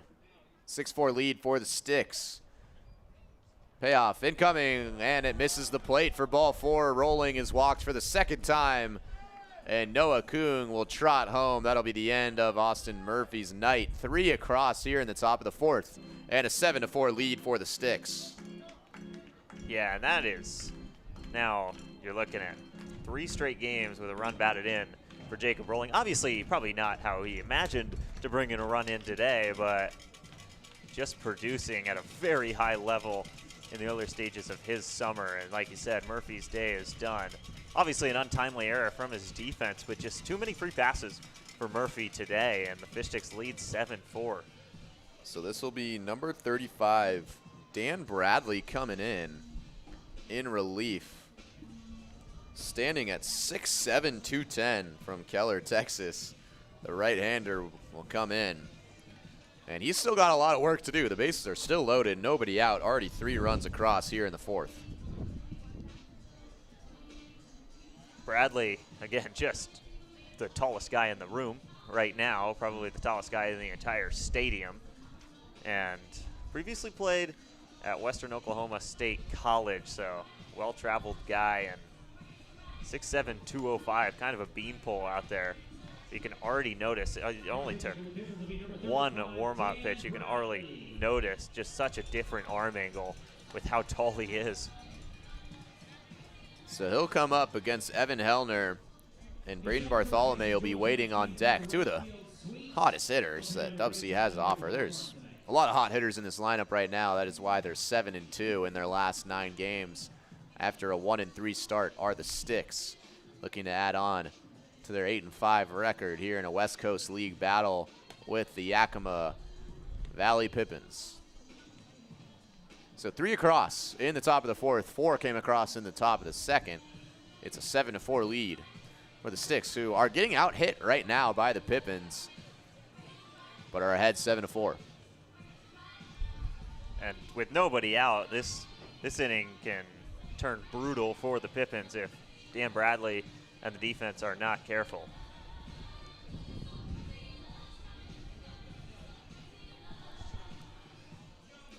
So Rolling just forced a walk that brought in a run. He's at first. Rylan Gollard is over at third. His fielder's choice brought in another run. And Riley Sonoy is at second. Another guy who walked in a run. So 2 straight walks ended the night of Austin Murphy. Bradley will come in, and boy, this is about as tough as a spot as you could come in for Dan Bradley. The base is loaded. Nobody out. Already 3 runs across. And the cleanup hitter, Evan Hellner, who already has a single today, comes to the plate. Corners are in for the Pippins, and middle infield back in double play depth. Bradley delivers. His first pitch swung on, popped in the air. There could be room over there at third base, and the play is made. So a quick first out of the inning. And that's Cole Hubka who came in. Or excuse me, Jackson Walker still out there. He'll make the grab. How big of an out is that for Dan Bradley? I mean, all it takes is one pitch, and you get Hellner swinging a hot bat to just pop right up in the sky in foul territory. Easy play for Walker. So that'll bring up the red-hot Braden Bartholomew after a slump. 2 homers and a double in his last couple of games for Bartholomew. He'll look to continue that. Takes a look at strike 1. It's been an efficient start from Bradley. 2 pitches, a couple strikes, and an out as well. Still only 1 gone here in the top of the 4th. Base is still loaded for Bartholomew. Here's Bradley with the delivery. Bartholomew lunges and whiffs at strike 1. Well, the difference for Bartholomew in the beginning of his season and then the past couple games is he has been so much better with 2 strikes. So that's where he finds himself right now. Has only forced 1 walk all season long. He's down 0-2. Bradley delivery, and Bartholomew fouls it straight back. He'll stay alive. Obviously, we can't stop talking about the 12-pitch AB yesterday, but it's not the only instance of Bartholomew being able to stay alive with 2 strikes, something they didn't do a lot of during that slump. Another 0-2 coming from Dan Bradley, coming in to relieve Austin Murphy. And he delivers just outside for ball 1. Good eye from Bartholomew. That pitch just missed as well, so almost a pitch that, as a coach, you would want Bartholomew to swing at, but ball 1. 1-2 incoming. Bradley, deep breath. Fires in, and that's high for ball 2. The 2-strike approach has kind of been the difference in this game for the Fish Sticks. A lot of 2-strike walks, specifically here in the top of the 4th inning. A lot of noise coming here from Yakima County Stadium. 2-2 inbound to Bartholomew. He stays alive again. Man, the foul ball king is back. Well, we all know what happened exactly after he fouled off 6 straight pitches on Sunday, which was yesterday. He blasted his 2nd home run in as many days. And after an 0-for-15 stretch, Braden Bartholomew is back in business. Here's another 2-2 to Bartholomew. He swings and misses, and Dan Bradley wins the battle for out number 2. So no traffic and no damage done by Hellner and Bartholomew with the bases loaded and nobody out. And Vaughn Lowe will try to add on to this 7-4 lead. How about Dan Bradley so far? A couple big outs, but now Lowe comes up. Already worked a really good walk earlier in this game, and Cade Galen on deck. The Fish Sticks are 1 Vaughn Lowe reaching base away from batting around. Lowe tied for 2nd on the team with 9 RBIs this summer. He's looking for more. This one's clobbered to left field. Doesn't have the distance. It does not. The wind just killed it. And it's caught out in the outfield by Guler. And wow, the wind was on the Pippins side there at the Friar. There is no doubt that ball would have gotten out of here for a grand slam. That's just a tough break for Vaughn Lowe, but nonetheless, it's a 3-run inning for the Fish Sticks, and we are in for a track meet right now at Yakima County Stadium, 7-4 DubSea. Once upon a home, in a Seattle bungalow, the Huffs searched on Thumbtack to find their next pro. Now the job is all done, and the table is set. The hot dogs taste better on their fancy new deck. Start your home story on Thumbtack.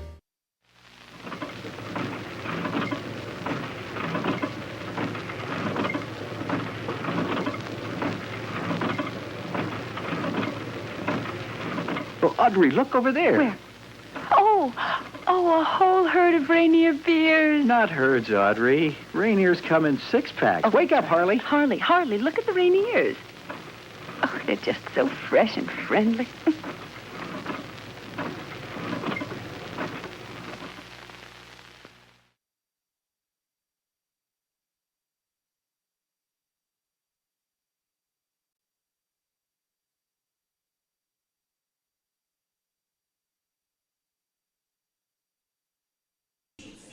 Back here for the bottom of the fourth. The lengthy top of the fourth saw a pitching change and 3 runs come across for the Sticks. The sun is making its way down to setting, and it has turned into a beautiful night here at Yakima County Stadium.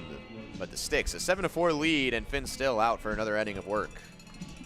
Yeah, still gave up on a run on what was just a really tough hop for the Sticks back in the bottom of the third, but now a tough task with Tommy Lamb leading off. Lamb already 2 for 2 in this game. The latter of which came in the second inning, an RBI single. 2 for 2 with 2 stolen bases, was actually caught trying for a third over to third, and that's what ended the second inning, and he's going to be 3 for 3. That's right up the middle, a rocket. And the third hit of the afternoon already here in the fourth inning for Tommy Lamb. He's just seeing the ball right now, and once again, that is a hard hit ball from Tommy Lamb. This is just the day that dreams are made of for a coach out of your leadoff hitter. So that'll bring up Trey Godoy, the UCLA man. Struck out swinging back in the first and forced a walk back in the second. The second inning was a 3-run one for the Pippins. And he takes a look at strike one. Yeah, Godoy, not his best work at the plate so far today, but obviously a really talented hitter in the 2-hole. Again, hit 273 in 30 games for the 50-9 number 1 seeded UCLA Bruins last year. Still delivers. That's fouled off, and Still is ahead 0-2. I like Still not just going full weight on the gas pedal against Godoy right here. Now he's set up to throw anything he wants, 0-2. So Lamb at first after his third hit already in this ballgame. Still ahead 0-2. Lamb will stay put just outside for ball one.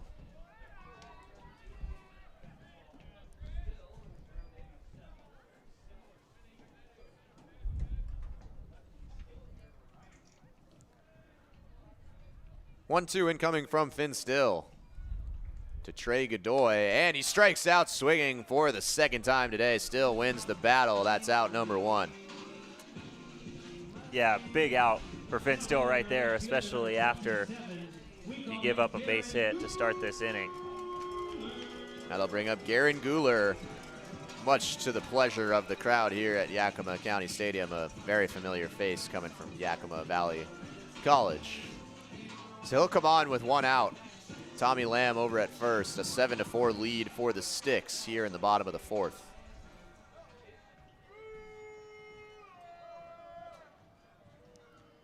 First pitch of the at-bat almost clips Guler for ball one.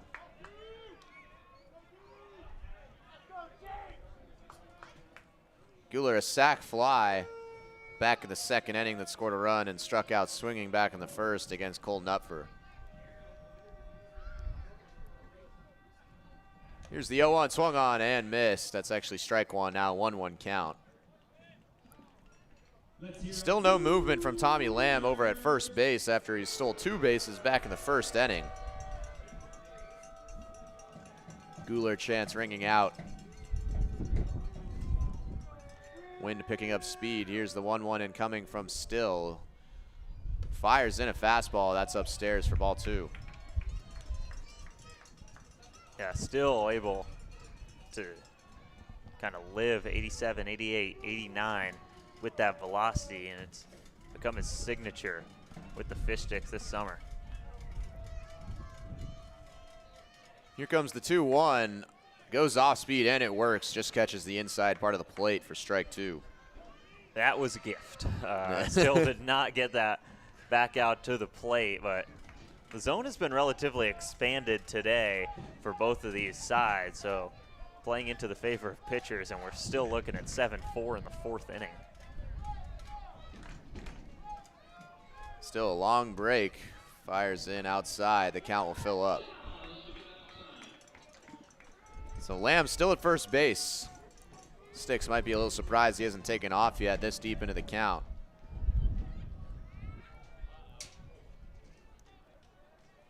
Sun's starting to set here at Yakima County Stadium. Here's a 3-2, and it's fouled off. Guler will stay alive. I do love the Guler chants. Just every time he comes up.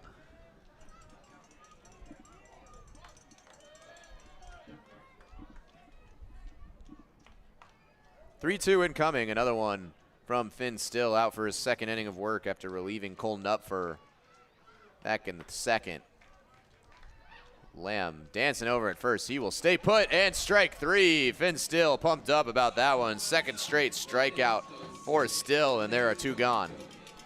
When Finn Still's going, he can really locate those pitches, and right there he puts it in a spot that I don't think Guler was really expecting to see a pitch end up. And just something that kind of has told the story of this game. We've got inverse numbers on the scoreboard. Fish Sticks 7 runs on 4 hits, and Pippins 4 runs on 7 hits. And one of those hits was brought by Emery Henderson, who's up to the plate. He fouls back, strike 1. A single and a walk so far for Emery Henderson, who's attending Wenatchee Valley College and sporting quite a bright bat. Yeah, it reminds me of Adamal Harvey's batting gloves from the Redmond Dudes, but instead it's a common theme between the gloves, the bats, and then all the way down to the ankle guard and the cleats. So really, I mean, well coordinated from Emery Henderson. Look at ball 1. So 1-1 count now. Still no movement at first with Tommy Lamb, who has already tried to steal 3 times today. Was successful on 2 of them. Will stay put, and Emery Henderson will look at strike 2. Yeah, the fastball's working for Finn Still right now, and up 1-2. Don't be surprised if he goes right back to it. Still looking for his 3rd straight strikeout. 1-2 incoming with 2 gone, and Emery Henderson will live to fight another day. I am shocked that Lamb is still over on first. He already has a stolen base in this game, and Hellner gunned down a runner at 3rd already in this game, but still hasn't been a close play at 2nd all day. Another 1-2 incoming, and that's high for ball 2. Maybe Finn Still's velocity playing into it a little bit. He's such a fastball-heavy pitcher that you got to expect that if you do go, the number 1 is probably coming to Hellner, which gives Lamb a little less time to operate over at first. Still again looking for his 3rd straight strikeout. 2-2 count with 2 gone. Still fires, swung on and missed for strike 3. 3 in a row for Finn Still, and he gets out of the 4th inning. A 7-4 lead for the Sticks going into the top of the 5th. Tommy Lamb is just an impossible out today, but past that, a great inning from Finn Still. 3 strikeouts. We saw Nupfer strike out 3 back in the 1st inning, and Still does it in 3 straight batters right there and strands Lamb over on first. So really good work from Still out of the pen. Like usual for him, it's kind of just become customary with Finn Still. So Dan Bradley once again will take to the mound, again standing at 6'7", 210. Came up, bases loaded and nobody out in the top of the 4th, and would get 3 straight outs with no runners coming across, and it would limit the damage. So really nice job in the top of the 4th. He'll come out for the top of the 5th. Sun definitely off frame down the left field line right here, but it is beginning to go down. The floodlights have come on here, and we are just entering the 5th inning. So this game just lugging along right now, not even to the halfway point. So 7, 8, 9 due up just as it was last inning before 3 runs came across for the Sticks. Cade Galen will lead things off. The Portland Pilot forced a walk and would eventually come around and score a run. He also had a beautiful sac bunt back in the second, which put 2 runners in scoring position. Yeah, the Hamburglar is in attendance. Grimace is in attendance. We've got quite a few food mascots here at the Food Mascot Olympics. The Hamburglar gave us a wave right before Finn Still had his 3rd strikeout of the inning last time out. And of course, we had Aaron Judge come in and get booed on. Cal Raleigh was robbed of MVP night. And that's not Cyberball one. That's not a mouthful at all. Yeah, that's so you know, I myself not a Mariners fan, but I have my own opinions. So a 7-4 lead here in the top of the 5th. Cade Galen up to the plate. And he'll look at ball 2. 3 runs came across in the top of the 3rd.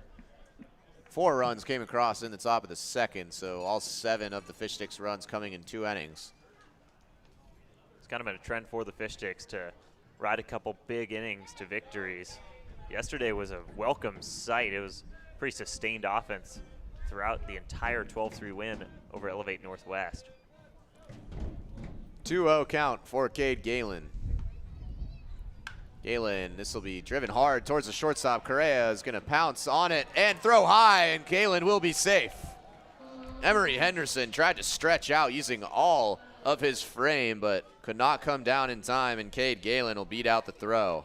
So the leadoff man is aboard for the Sticks with a 7-4 lead. 2nd error for Correa today over at short. A tough exchange on a double play attempt was the first back in the 4th inning, and that's a bad fielder to have 2 errors on the day. So that'll bring up Tyler Eisenhut. Galen, a ton of speed at first. Took off on the last pitch of the at-bat, which eventually was a walk for Eisenhut. He'll take off on the first pitch here. Hit and run scenario. Right back to Correa. Going to be a tough throw across his body. It'll go past Emery Henderson. Everyone's going to advance. Eisenhut trying to go to second. He didn't get a great read, and he's safe under the tag. Man, he was gone by a mile, but slid under the tag from Freeze at second base. And man, there's a lot going on there, but Galen will be on 3rd, and Eisenhut is at second base. What an incredible play from Tyler Eisenhut. How is he safe right there? Just a really tough bounce for Eisenhut off the netting. Easy advance to 3rd for Galen, and he was dead to rights at second base. Dead to rights. And he avoids the tag and is in safely. Fish Sticks threatening again, and 3rd error for Correa today. That's back-to-back. And that would have been a tough play for Correa. That'll be a hit and an error, I believe. But here we go. Noah Kung just punches it through the left side of the infield. That'll be another base hit. Eisenhut will be stopped at 3rd, but Galen comes across, and just like what happened in the 4th, Noah Kung, an RBI single, his 2nd of the night. 8-4 Fish Sticks, and it's the bottom of the lineup that is doing the damage right now. The 2nd straight inning where 7-8-9 leads off and all reach base. Just a great sign for Mark Lynn's team and their 2nd 4-run lead of the day. So Kung, 2 singles and a walk, a couple of runs. That's his 2nd RBI, and it is 8-4 Fish Sticks. That'll go back to the top of the order with Rylan Gollard. 2 on and nobody out. Gollard takes a look at ball 1. So a lot of offense already. We're not halfway through the game, and 12 runs are across. It's the Sticks with the 8-4 advantage. Noah Kung, 2 singles, a walk, 2 RBIs. He's at first. Gollard's going to square away to bunt. He pulls back, and right at 3rd baseman, this looks like 2. They'll only get the out at 2nd. A little bit of confusion there from Jackson Walker at 3rd. Tried to hold Eisenhut there, and he successfully does. So Noah Kung will be out, and 1 gone here in the 5th. Just a really confusing situation, and handled well by Walker, but Correa almost cut that throw off at 2nd, and Kung would have been safe. You can tell Correa, 3 errors on the day. He might just be a little bit rattled out there in the field. So that'll bring up Riley Sonoy after the fielder's choice. So Eisenhut stayed at 3rd, and now Gollard will be at 1st. 1 run already across and an 8-4 lead for the Sticks. Riley Sonoy looking to add on to that. Bradley delivers. Sonoy gonna go to second base. This could be 2. It gets past the second baseman Freeze. Eisenhut comes in to score. Gollard's gonna go to third, and man, the errors are starting to pile up now for the Pippins. Another RBI for Riley Sonoy. It is 9-4 Sticks. Sonoy continues his great day, and the defense has just not delivered for Dan Bradley in this inning. That's the 3rd error for the Pippins in the top of the 5th, and only 1 down. Runners on the corners. Jake Rolling coming up. Already drove in a run with a walk today. So Rolling 2 walks and a ground out to the shortstop already. This will be his 4th at bat here in the 5th. 2 runs have come across in the inning. It's a 10-4 lead for the Sticks. Sonoy will stay put. This will get past the catcher, and Rylan Gollard will ease into home plate, and now it's 10-4. It was 9-4 previously. Rylan Gollard scores the 10th run on a pass ball. Sonoy goes to second, and a 6-run lead for the Sticks. This has just been nothing short of a collapse out in the field for the Pippins. Like I said earlier, the pass balls are going to be huge in this game, as anything that gets by either catcher is a free base. And now you've got Gollard in the dugout as the 10th run and Sonoy in scoring position. Jake Rolling looking to collect another RBI. Murphy delivers low again, ball 2. Wind picking up a little bit.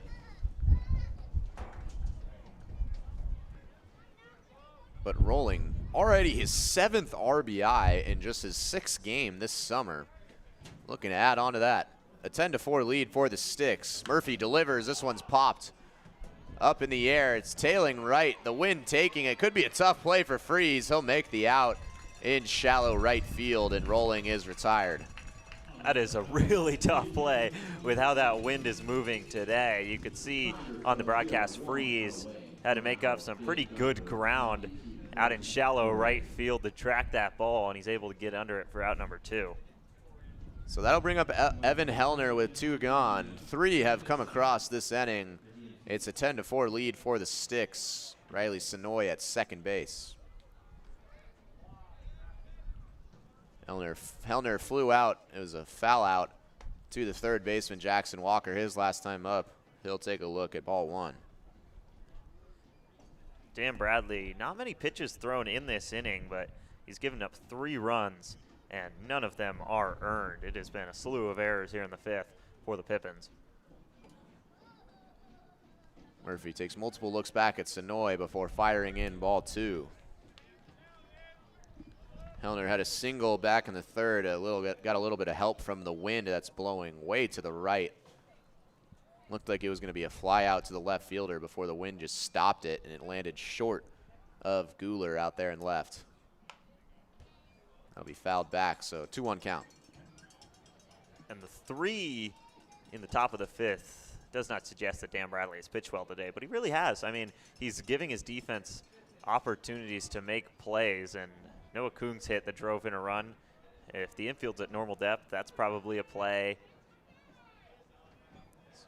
Really should be out of this 5th inning a long time ago. And that'll be 3-1 count now to Hellner. 4 errors on the game for the Pippins. And it's 10 runs for the Sticks with a 10-4 lead on only 5 hits. 10 runs on 5 hits. I don't think I've ever seen that. That's not a ratio I've seen in quite some time. Sonoy at second delivers, and that'll be ball 4 to Evan Hellner. So Dan Bradley will continue this inning. Top of the 5th, 3 runs already in, and that'll bring up Braden Bartholomew. Bradley faced Hellner when he came in back in the 4th and got a pop out in foul territory, and then struck out Bartholomew, who's up next. So he handled this part of the lineup well last time around, but a walk to Hellner. Sonoy at second, Hellner at first. Bartholomew steps in. Takes a hack and fouls off the first pitch. A 10-4 lead for the Sticks on just 5 hits. Been a weird outing in the field for the Pippins, who have made 4 errors.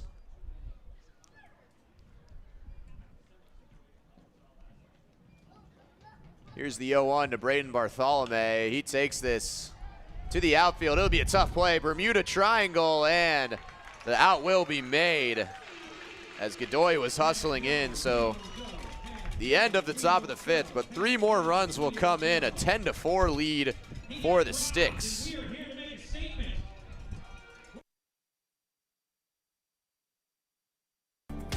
For over 15 years, As You Wish Electric has offered the comprehensive electrical solutions Seattle families trust. We are proud to announce that we can now also serve your plumbing, heating, and cooling needs. As we grow, we are committed to delivering the same knowledgeable and friendly experience that earned our spot as the region's top-rated electrical company. Contact As You Wish Electric Plumbing, Heating, and Air today to learn more. Wendy's went back to the kitchen to give our famous spicy chicken sandwich a total upgrade. More crunch, more flavor, with heat that just hits. Is this our best spicy chicken ever? Looks like a yes to me. Spicy chicken just got better at Wendy's. They always say, think happy thoughts. It's easy when you're a Wendy's Cookie Dough Frosty Fusion. I'm an instant dopamine hit. Get it? Dope-amine? Like cookie dough.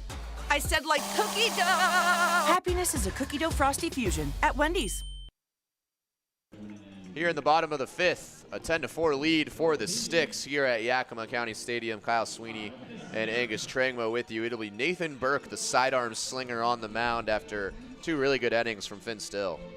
Yeah, Still was great. Only gave up 1 run on a really bad hop on a ground ball to Eisenhut, but Nathan Burke comes in nursing a 10-4 lead. Burke, 5 2/3 innings this season. And he's had some good innings, but he's also had some tough times. And the ERA currently sitting at 6.35, but a sidearm angle is always just going to confuse a lineup. And the Pippins, they've seen Nupfer and Still over the top. Now Burke comes in. The righty arm, that's wind assisted today here in Yakima. And the sidearm angle, this is a tough matchup here at Yakima County Stadium. There's going to be a lot of movement for Burke, who is operating with a 6-run lead, 10-4 lead now for the Sticks after 3 runs plated in the top of the 5th. Burke's last appearance came on June 25th against the Dudes. 1 inning, 4 pitches. That'll work. I could use that inning again. He also had a 5-pitch inning back against the Honkers earlier this month, so he can get some quick outs. It just hasn't always worked out that way for Burke. So Burke will be operating against 5, 6, 7 in the lineup. Jackson Walker will come to the plate. The Pippins looking to cut into this 10-4 deficit. And Burke kicks off the bottom of the 5th with the ball upstairs. Walker struck out back in the 1st, had a single back in the 3rd, was down 0-2, clawed back in it, and then hit one the opposite way. Here's the 1-0 count, and that's fired in there for strike 1 from Burke. Burke could be easily distracted by the Kid PA announcer that we've got going on in Yakima County Stadium right now, but that's a really good pitch to get him started in the strike zone. 1-1 count now for Nathan Burke. To Jackson Walker, he delivers outside of the plate, 1-2 count. So 4 runs came in the top of the 2nd, 3 each in the top of the 4th and the 5th for the Sticks, who have 10 runs on 5 hits and are ahead 10-4. Here's the 2-1, big hack from Walker. He's out in front of that off speed. It's a 2-2 count.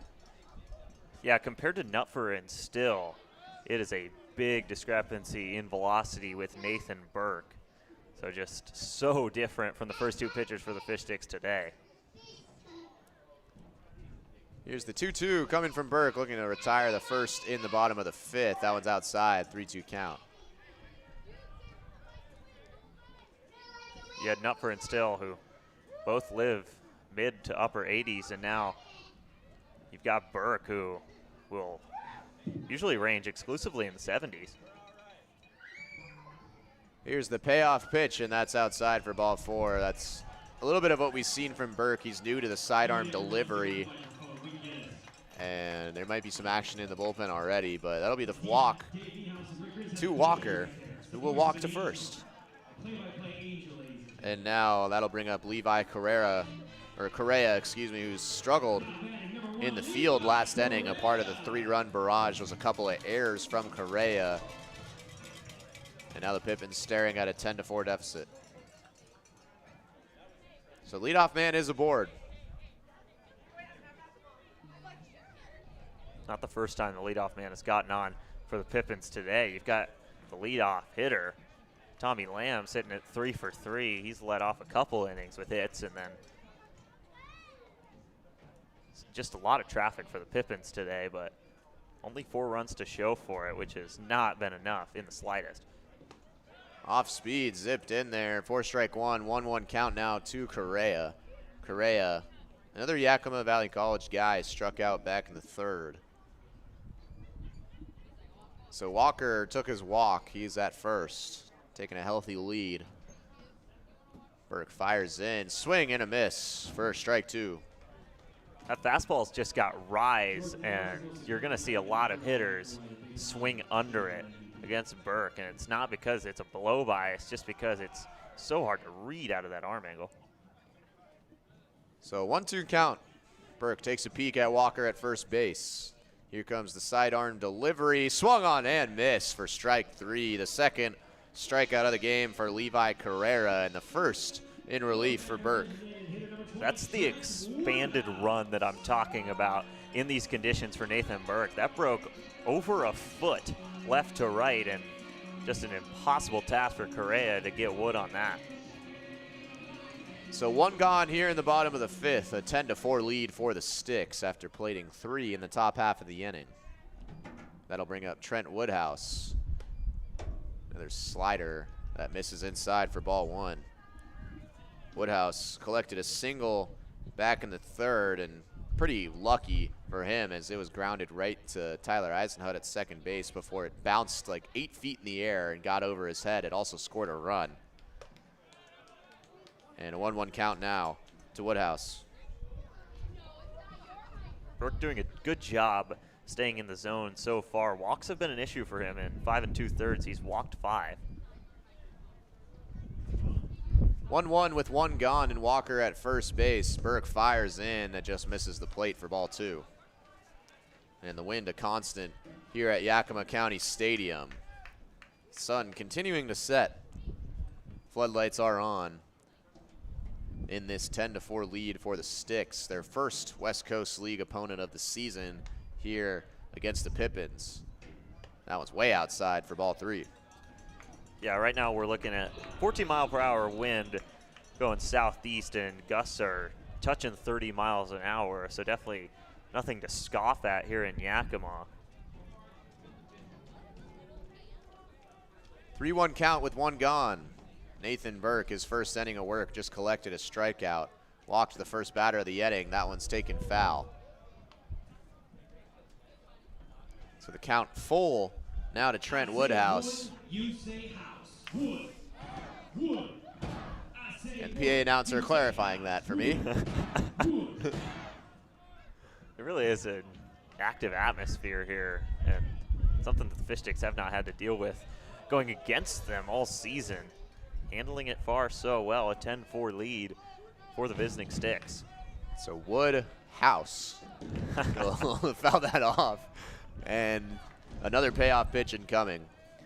So a 10-4 lead is what Nathan Burke is working with here in the bottom of the 5th. Walker still at first base. He will take off, and that's called strike 3. Hellner's not going to worry about Walker, who took second. Now 2 are gone, the second straight strikeout for Nathan Burke, and there's 2 gone. Yeah, that's a tough one to throw down on, especially on a called strike. You kind of want to value the frame and make sure you get the out at the plate, so Hellner doesn't even bother throwing down. I don't think Eisenhut and Kung really bothered covering the bag either. So Walker in scoring position, but that is just a great pitch from Nathan Burke. And maybe a gift of a call as well, but that zone has played to the favor of the arms today. It is just really big. So 2 gone here in the bottom of the 5th. That'll bring up Jackson Upton, who has struggled so far. He is 0 for 2 with a couple of strikeouts. Walker advanced to second. Burke takes a look at him. Fires in the first pitch, catches the inside corner for strike one. It's about the same spot where he just struck out Woodhouse. It's on the inside part of the plate. Now, Upton, who was behind the fastballs of Nupfer and Still for a couple strikeouts earlier today, gets some slower velocity from Burke. Maybe he'll time it up. Burke will step off the mound, says my bad to Evan Hellner. No runs across here in the bottom of the fifth after 3 in the top half for the Sticks. A 10-4 lead here on a windy night at Yakima County Stadium. Here's the 0-1. Just a slow off speed from Burke with that slide arm delivery. It misses. It's a 1-1 count. And the Finn Still to Nathan Burke move, I think, is something that we're going to see once again down the stretch in this season, because it is just night and day between these two guys. That was a 67-mile-an-hour off speed. This one taken up the middle. Noah Kuhn can't get to it. That'll get through for a base hit. Walker being waved home. The throw from Gollard will not reach. And the Pippins will cut into this lead a little bit. Upton responds well with an RBI single, but the Sticks are still ahead 10-5. Yeah, Upton was behind Nupfer and Still's stuff, so this time he faces Nathan Burke and is able to time it up, goes right up the middle for a base hit, and the Pippins cut into the lead. So a stolen base from Walker. He will come around to score. A 10-5 lead still for the Sticks. Here in the bottom of the fifth, that'll bring up Hudson Freeze.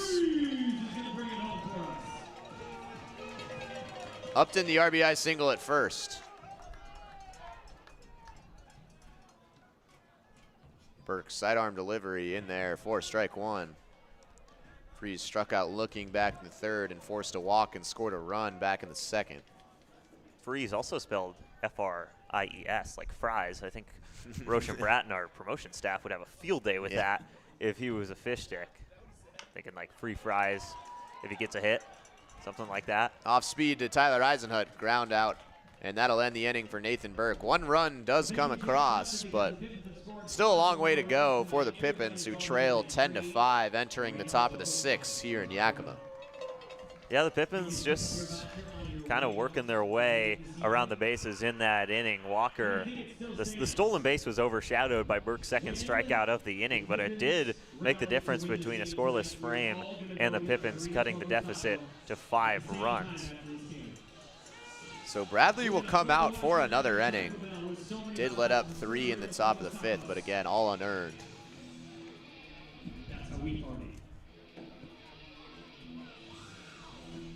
So that'll actually be a new batter. Thank you, Angus, for pointing out. I guess I have old person eyes and can't see. So that is Carl Molen Kavash, who will come out from Rolling Meadows, Illinois, making the travel out here to Yakima for the Pippins. The senior, another tall guy, 6'6", 215. So third pitcher of the game for the Pippins in the top of the sixth. It'll be Lowe due up for the Sticks. It'll be Lowe, Galen, and Eisenhut. Again, the bottom of the order doing all the damage offensively for DubSea. Yeah, this is the third straight inning where batters around the 6 through 9 range have led off, and they're just making laps around this lineup against the Pippins, especially in recent innings. In this game, just on slow mode here. We are about 2 hours past first pitch, and the 6th inning just getting underway. It's been a lot of offense for the Sticks, ahead 10-5.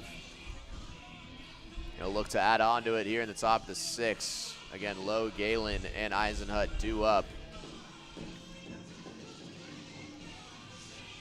So Moland Kavash will take the mound, the senior again from Rolling Meadows. A pretty long distance from there here to Yakima. Not a lot of guys on the Fish Sticks coming outside of the state of Washington. That might be further of a drive than any other Fish Stick we have on the team. So Moland Kavash will be set to face Vaughn Lowe. Lowe, his last time up, got a little unfortunate. With the bases loaded, he flew out to the left fielder, Guler, but ball was ripped and would have for sure got out at the Friar, but the wind, again, gusting up to 30 miles an hour from left to right, kept the ball in the park, and it was the last out of the inning. That would have been a huge one in the fourth. Already 3 runs that came across up to that point. But a 10-5 lead for the Sticks. Lowe swinging and fouls off strike 1. Yeah, we both thought that ball was going to land in Ellensburg when it came off the bat, but it just got knocked out and didn't even make it to the warning track out there. So any ball to left field is really going to stand up, and any ball to right is really going to carry out towards that pole. Here's the 0-1, fouled off again, and Lowe is behind 0-2. Lowe, such a good stretch. A few weeks ago, in 4 at-bats, he drove in 6 runs. Got hot starting around the Honkers game down in Mount Si, a 16-1 victory that really boosted this offense for the Sticks. Holding a 10-5 lead here against the Pippins, Vaughn Lowe. That was on the corner, almost called strike 3, but it's a 1-2 count. Mullen Kovash sitting 90 right now, so definitely some velo for the Fish Sticks to handle. Here's the 1-2 upstairs for ball 2. So Lowe fighting back after falling quickly behind 0-2, and the count will even out. Lowe, and then it looks like Galen and Eisenhut will stay in the game here and take hacks. They've both been really good at the plate today. Here's the 2-2. Lowe swings and misses for strike 3, and Mullen Kavash comes away at the strikeout of his first batter. Yeah, Lowe is going to transfer the information to Cade Galen, and I think it went something like, that ball's coming pretty fast. This is some serious velo that the big Mullen Kovash has on the mound right now. Wind staying consistent, and Cade Galen will step to the plate for the 4th time today. Reached on an error his last at-bat, came around to score. Also walked and scored back in the 4th. That one almost clipped him for ball 1 inside. Now, I do like tacos, but I'm not exactly sure why the PA announcer is chanting tacos. Yeah, I think it might be taco time, maybe with a strikeout here. We do the Dick's Burger batter at home, and, you know, tacos, burgers, potato. That one's on the outside corner, but away for ball 2. So Galen facing another 2-0 count. Galen, nice sack bunt back in the 2nd. Put 2 runners in scoring position, both of which came around to score. A 10-5 lead to the Sticks. This one's grounded towards Correa at short. The long throw will be in time. Galen is retired, and there's 2 gone. You're the head coach for the Pippins. It is really good to see Correa make a play after just a nightmare start to this game, really. Out in the field, he's got 3 errors to his name already in this game. 2 of them came in the 5th inning. That play makes it look easy. That'll bring up Tyler Eisenhut. Mullen Kavash has made quick work of the first 2 batters he's faced in relief. The 3rd pitcher for the Pippins, who are in a 10-5 deficit. That one's up and in for ball 1 to Eisenhut.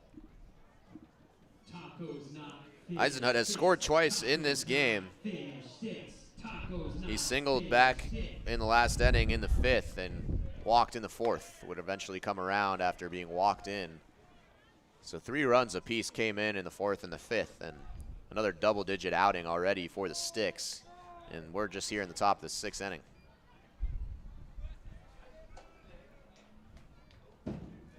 So the 2-0 count coming. And up the middle, this should be easy work, barring the wind in center field, and the grab is made by Tommy Lamb. So 1-2-3 inning here in the top of the 6th. The Pippins looking to cut into this 10-5 lead.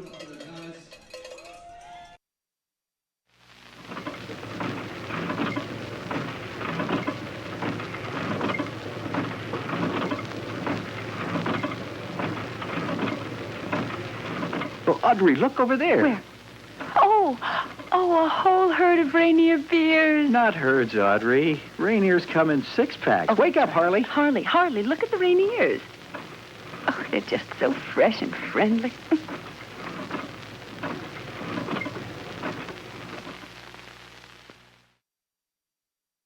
Once upon a home, in a Seattle bungalow, the Huffs searched on Thumbtack to find their next pro. Now the job is all done, and the table is set. The hot dogs taste better on their fancy new deck. Start your home story on Thumbtack.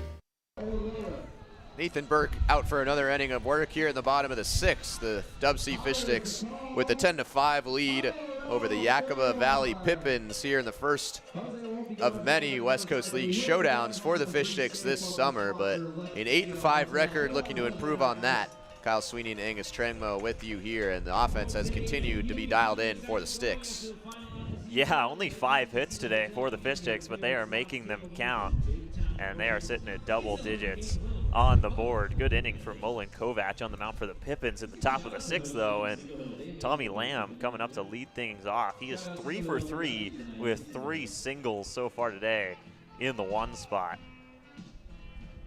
So 1, 2, 3 due up the top of the order for the Pippins, and as you mentioned, Tommy Lamb has had success today, also has 2 stolen bases and an RBI, which came on the single back in the 2nd. So 5 runs still to make up for the Pippins, a 10-5 deficit. Lamb has been so good at just finding the barrel. It hasn't necessarily had the distance, but hard contact all day. And there's the slow running off speed that is working with the wind for Burke for strike 1. Yeah, 66 miles an hour, according to the TrackMan here at Yakima County Stadium, but it's working so far. Like you said, it's just got so much run with the wind blowing that way. Almost 19 inches of run on that one as well. Here's the 0-1 grounded over to third. It'll be Jake Rolling, his first play of the day, picked at first by Bartholomew. That'll be out number 1. Bartholomew is so reliable with that glove, and the first true dirt game of the season doesn't matter. Bartholomew is all over the low throw from Rolling, and there's 1 away.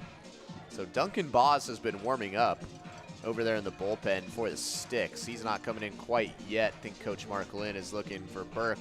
Nope, he is not. Right as I say that, DeGallier is going to come up. Burke got the first out here in the bottom of the 6th, and Duncan Boss, the lefty, will come in. What a big inning, or excuse me, a big out that is for Nathan Burke. I mean, you've got Lamb, who's 3 for 3 on the day, coming up and forces a grounder to Rolling for the first out. And now Duncan Boss will come in, a very talented arm for this Fish Sticks team. Redshirted at Seattle U in 2026, but in 2024 at Bainbridge Island High School. A 1.81 ERA in just over 20 innings. So just a nuclear year on the mound at Bainbridge Island. So far, he has looked all that and then some for the Fish Sticks. 3 1/3 of the scoreless work. He's only given up a single hit. Top of the order, still threatening here for the Pippins. Trey Godoy is up next, and then Garen Guler and Malachi Emery Henderson following that. 10-5, Fish Sticks leading the Pippins. Nathan Burke goes an inning and a third today, gives up a single run and strikes out a couple, and the most valuable out of his outing is a ground out forced to Tommy Lamb, who came into the at-bat sitting at 3 for 3. Nutfer was the lefty to start things off, then they went to a couple righties with Still and Burke, and now they're back to the left-hander with Duncan Boss. You're going to see a mid-80s fastball with him that can sometimes range into the upper 80s, but super talented guy in this Fish Sticks bullpen. 10-5, and just one of the weirder line scores you're ever going to see. Fish Sticks 10 runs on 5 hits and 4 Yakima Valley Pippins errors. And the Pippins 5 runs on 8 hits and no Fish Sticks blunders.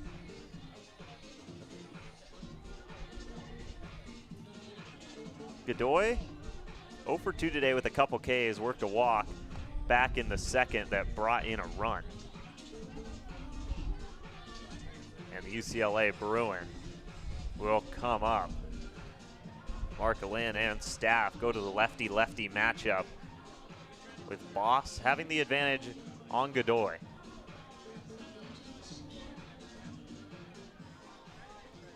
First look at Duncan Boss here in Yakima on the way. First pitch, and he blows by Godoy for strike one.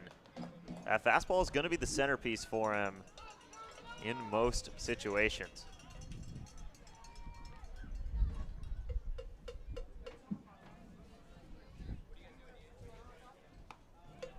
That's strike two in there, and Boss is way ahead.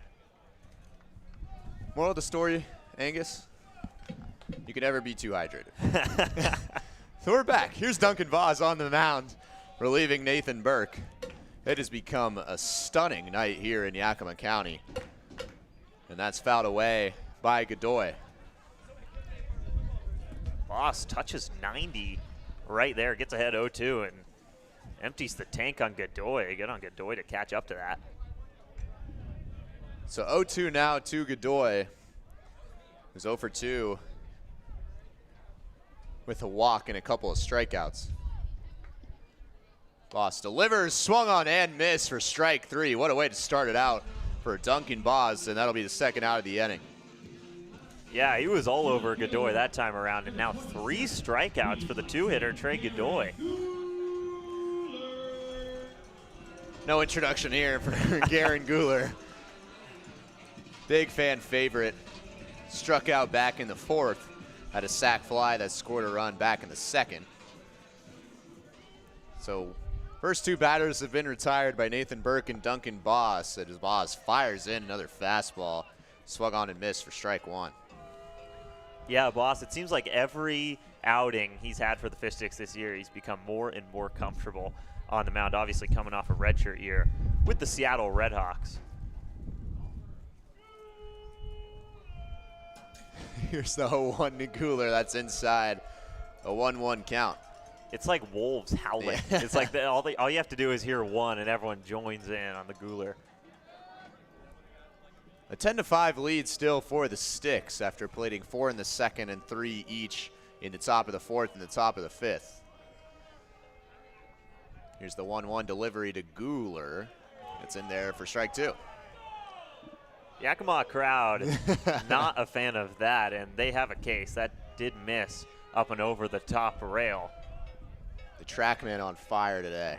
First time we've had it this season. We love it. I am having so much fun knowing where every pitch is. Here's the 1-2 from Boz. Guler takes it out to right field. It could be down, but Sonoy is there to make the play. A 1-2-3, bottom of the 6th. The Sticks will take their 10-5 lead to the top of the 7th here in Yakima. Nathan Burke and Duncan Boss team up to sit down the top of the order for the Pippins, and you're just looking to kind of nurse this lead if you're the Fish Sticks, up 5 going into the 7th, and those are the type of outs you need. Nicely done by Duncan Boz, and boy, I don't know if you can see that out there, but in the out. Oh, they can. Oh, there's a race going on, a mascot race, and the Pippin, who, by the way, has been spending some time in the gym. He took off and absolutely dusted every other mascot. Grimace isn't even done. Grimace looks like the one person that's always in the concessions race at home. Yeah. And it's just like, oh no. The concessions race. Man, there's always 2 that fight for the finish line and 1 that lags behind. We'll see that pattern again on Thursday when the Sticks return back home. And the sun is starting to set. The sky is starting to light up. The clouds looking orange. The wind has died down a little bit, but it's a little chilly still. After it was 80 degrees earlier today here at Yakima. But a 10-5 lead for the Sticks going into the top of the 7th. It'll be Noah Kuhn leading things off. So 9-1-2 due up for the Sticks, and they've got a healthy 5-run lead. Yeah, the wind is likely going to be a trend even in Wenatchee for the next couple days. You can expect pretty similar wind gusts over the next couple days, and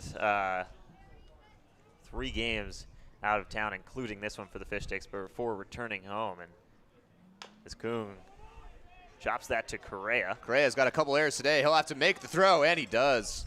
So Kung will be retired. That's the first time he's retired in 4 at-bats today. He was walked back in the 2nd and then 2 consecutive RBI singles in the 4th and the 5th. So a great day nonetheless for Noah Kung, but that is a quick first out. With Gollard coming up, I mean, do you want to do a little makeshift upcoming schedule here? Oh, of course. So we got the Apple Sox tomorrow and Wednesday. And then back to the Redmond Dudes. We haven't got enough of them. They're on Thursday. And then 2 against the Washington A's on Friday and Saturday. Saturday, the July 4th special, of course. That'll be an 11 a.m. game. So plenty of time for fireworks afterwards. That'll be a fun weekend for sure. Yeah, we are really looking forward to bringing a lot of fans in at the Friar for 4th of July, the 250th anniversary. So I believe it's a 1-1 count. It is not. Sure is. It is not turned on the scoreboard. Man, I am dialed in today. here's the 1-1. The off speed just finds the corner. Bring out the track man for that one, Angus. That one looked a bit off. Yeah, I think it was a good take by Gollard, but it does find the zone. Oh, so look at that. A really good pitch from Mullen Kavach there. Yeah. He is working really well so far today. Here's the 1-2. That's way off the plate. No question there. He just hooked a fastball. I think he was trying to just blow by Gollard and almost make a statement on the mound, but he really has been good. He's kept all these hitters at bay.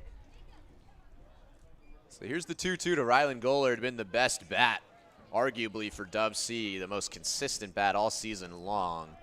Has double the amount of hits as anyone else on the team. Also leads the team in RBIs despite being at the leadoff spot all season long. Another 2-2 incoming with 1 gone. The Sticks with a 10-5 lead here in the 7th. This one's taken up the middle. Going to be a tough play for Freeze. He knocks it down. The throw will not be in time. Gollard has more than enough speed to beat that one out. That ball almost rolled into the dugout, too. Kind of a gift for the Pippins that it didn't. It looks like it will go down as an error, so they just keep piling up for the Pippins. That is error number 5. And now the Fish Sticks have 5 hits, and the Pippins have 5 errors, and it's totaled into 10 runs. So a 10-5 lead. All of the runs in the 5th inning, all 3 of them were unearned off of Bradley, and then 4 in the 2nd and 3 in the 4th. It's a 10-5 lead for the Sticks. That'll bring up Riley Sonoy hitting 2-hole. This one's popped straight up into the air, into the pink skies here at Yakima. Walker will be under that for out number 2. Yeah, and that's a really big out if you're the Pippins. Sonoy has been swinging the stick today. And there's been a couple pop flies out into foul territory down the third base line that I think the wind is just kind of keeping in the field of play for Walker. So that'll bring up Jake Rolling, looking to continue his hot start to the summer. 2 walks in the 1st and the 4th. He flew out in the 5th, did walk in a run back in the 4th inning. Already has 7 RBIs and now his 6th game as a Stick. Gollard will take off. Got a lot of speed. He got a great jump. The throw, not in time. Boy, that was about as perfect as you could get from Upton. It didn't matter. And Gollard with another stolen base adding on to his team lead. That was way closer than I think both of us thought it was going to be. Upton, you can't place that ball in a better spot, but too good of a jump from Gollard. So Gollard now at 2nd in scoring position, a 10-5 lead, and Jake Rolling trying to add to that here with a single. And this will get past Upton, so Gollard will take another free base. He advances from 1st to 3rd in just 2 pitches, and it's a 2-0 count to Rolling. Yeah, that one just bounces off the mask of Upton, and with how much room is down this backstop, just a bit of some time for the pitcher, Mullen Kavach, and the catcher Upton to regroup after giving Gollard a couple bases, and Rolling's going to go talk with Mark Lynn as well. Just a lot of conversation going on the field right now. It's about 3 separate conversations on the diamond. A 2-0 count with 2 outs here in the top of the 7th. It's a 10-5 lead for the Sticks. Not sure what's going on, but I think maybe Upton was calling time for himself. That might have bounced off somewhere on his body. Rolling still looking for his first hit of the day, but has reached a couple times on a walk, one of which ended up bringing in a run. So a long wait for this 2-0 delivery from Moland Kavash. Rolling, pops that one straight back. Yeah, just a little bit under it for Rolling. We've seen him pop up already once today in his last at bat, and anything that Rolling can reach on, Gillard's going to score. He is ready to go home. Here's the 2-1. Rolling again, fouls it back. It'll even out the count at 2-2. That one runs in on Rolling, and Moland Kovac has really been able to locate that inside half and jam the Fish Sticks hitters. One strike away from his second scoreless inning of work. 2-2 with 2 gone. A 10-5 lead for the Sticks. Rolling to add, looking to add on to that. He takes a look at strike 3. Moland Kavash is out of the inning, but still a 5-run lead for the Sticks going into the 7th inning stretch. Once upon a home, in a Seattle bungalow, the Huffs searched on Thumbtack to find their next pro. Now the job is all done, and the table is set. The hot dogs taste better on their fancy new deck. Start your home story on Thumbtack. Wendy's went back to the kitchen to give our famous spicy chicken sandwich a total upgrade. More crunch, more flavor, with heat that just hits. Is this our best spicy chicken ever? Looks like a yes to me. Spicy chicken just got better at Wendy's. They always say, think happy thoughts. It's easy when you're a Wendy's Cookie Dough Frosty Fusion. I'm an instant dopamine hit. Get it? Dope-amine? Like cookie dough. I said like cookie dough! Happiness is a Cookie Dough Frosty Fusion at Wendy's.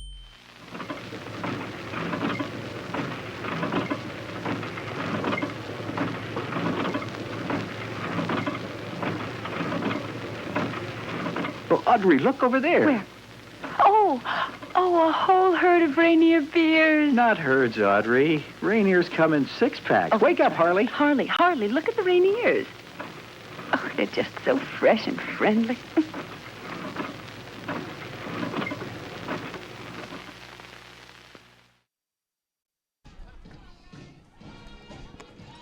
The 7th inning stretch has commenced. The sun is setting. It is a beautiful night.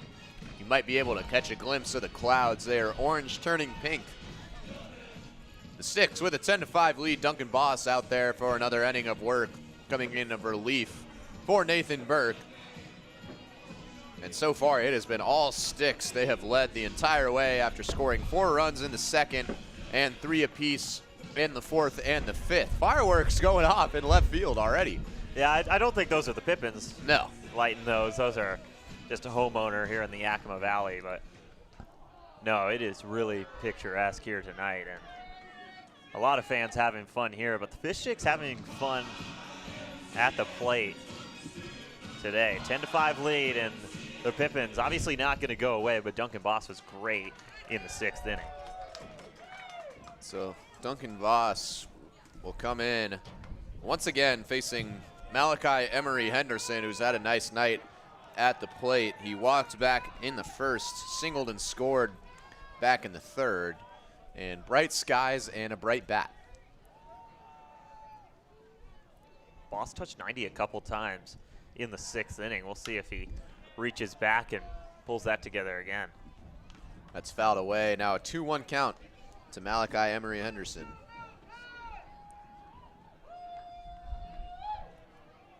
Henderson, then Jackson Walker, then Levi Correa, all of which have a hit today. Here's the 2-1 from Boss. Huge swing and a miss from Emery Henderson, and the count evens out at 2 apiece. Yeah, he goes top rail, which is really a place where Pippins hitters have struggled all day to come up and get those against specifically Nutfer, Still, and now Boss. Here's the 2-2 from Duncan Boss, just outside, and the count is full. Yeah, that one just missed on the up and out corner. A good frame from Hellner, not enough. Payoff pitch coming from Duncan Boss to Emery Henderson, the leadoff batter here in the bottom of the 7th, and that's fouled back. Emery Henderson will stay alive. So still a lot of work to do for the Pippins. lost last night, looking to avoid another loss tonight. They have a 10-5 deficit as of right now. Leadoff runners have been a trend for the Pippins, and probably the majority of their runs have come off leadoff runners.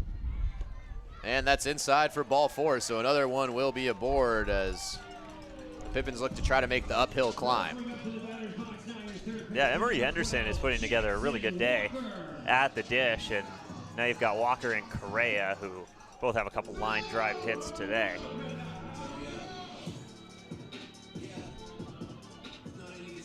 So Walker walked and stole a base and scored a run back in the 5th. That was the lone run that came across in that inning, and the last time the Pippins have scored. This one's dribbled to Boz. He's going to look at second, but he's going to fire to first base. The smart play to get the first out of the inning. Yeah, a bunt in disguise there for Walker, and like you said, I think that's a smart move by Boss. It would have been a close play at second, but with a 5-run lead, no reason to risk it. So that'll bring up Levi Correa, who's since that single back in the 2nd in a score, has struck out both times he's been up.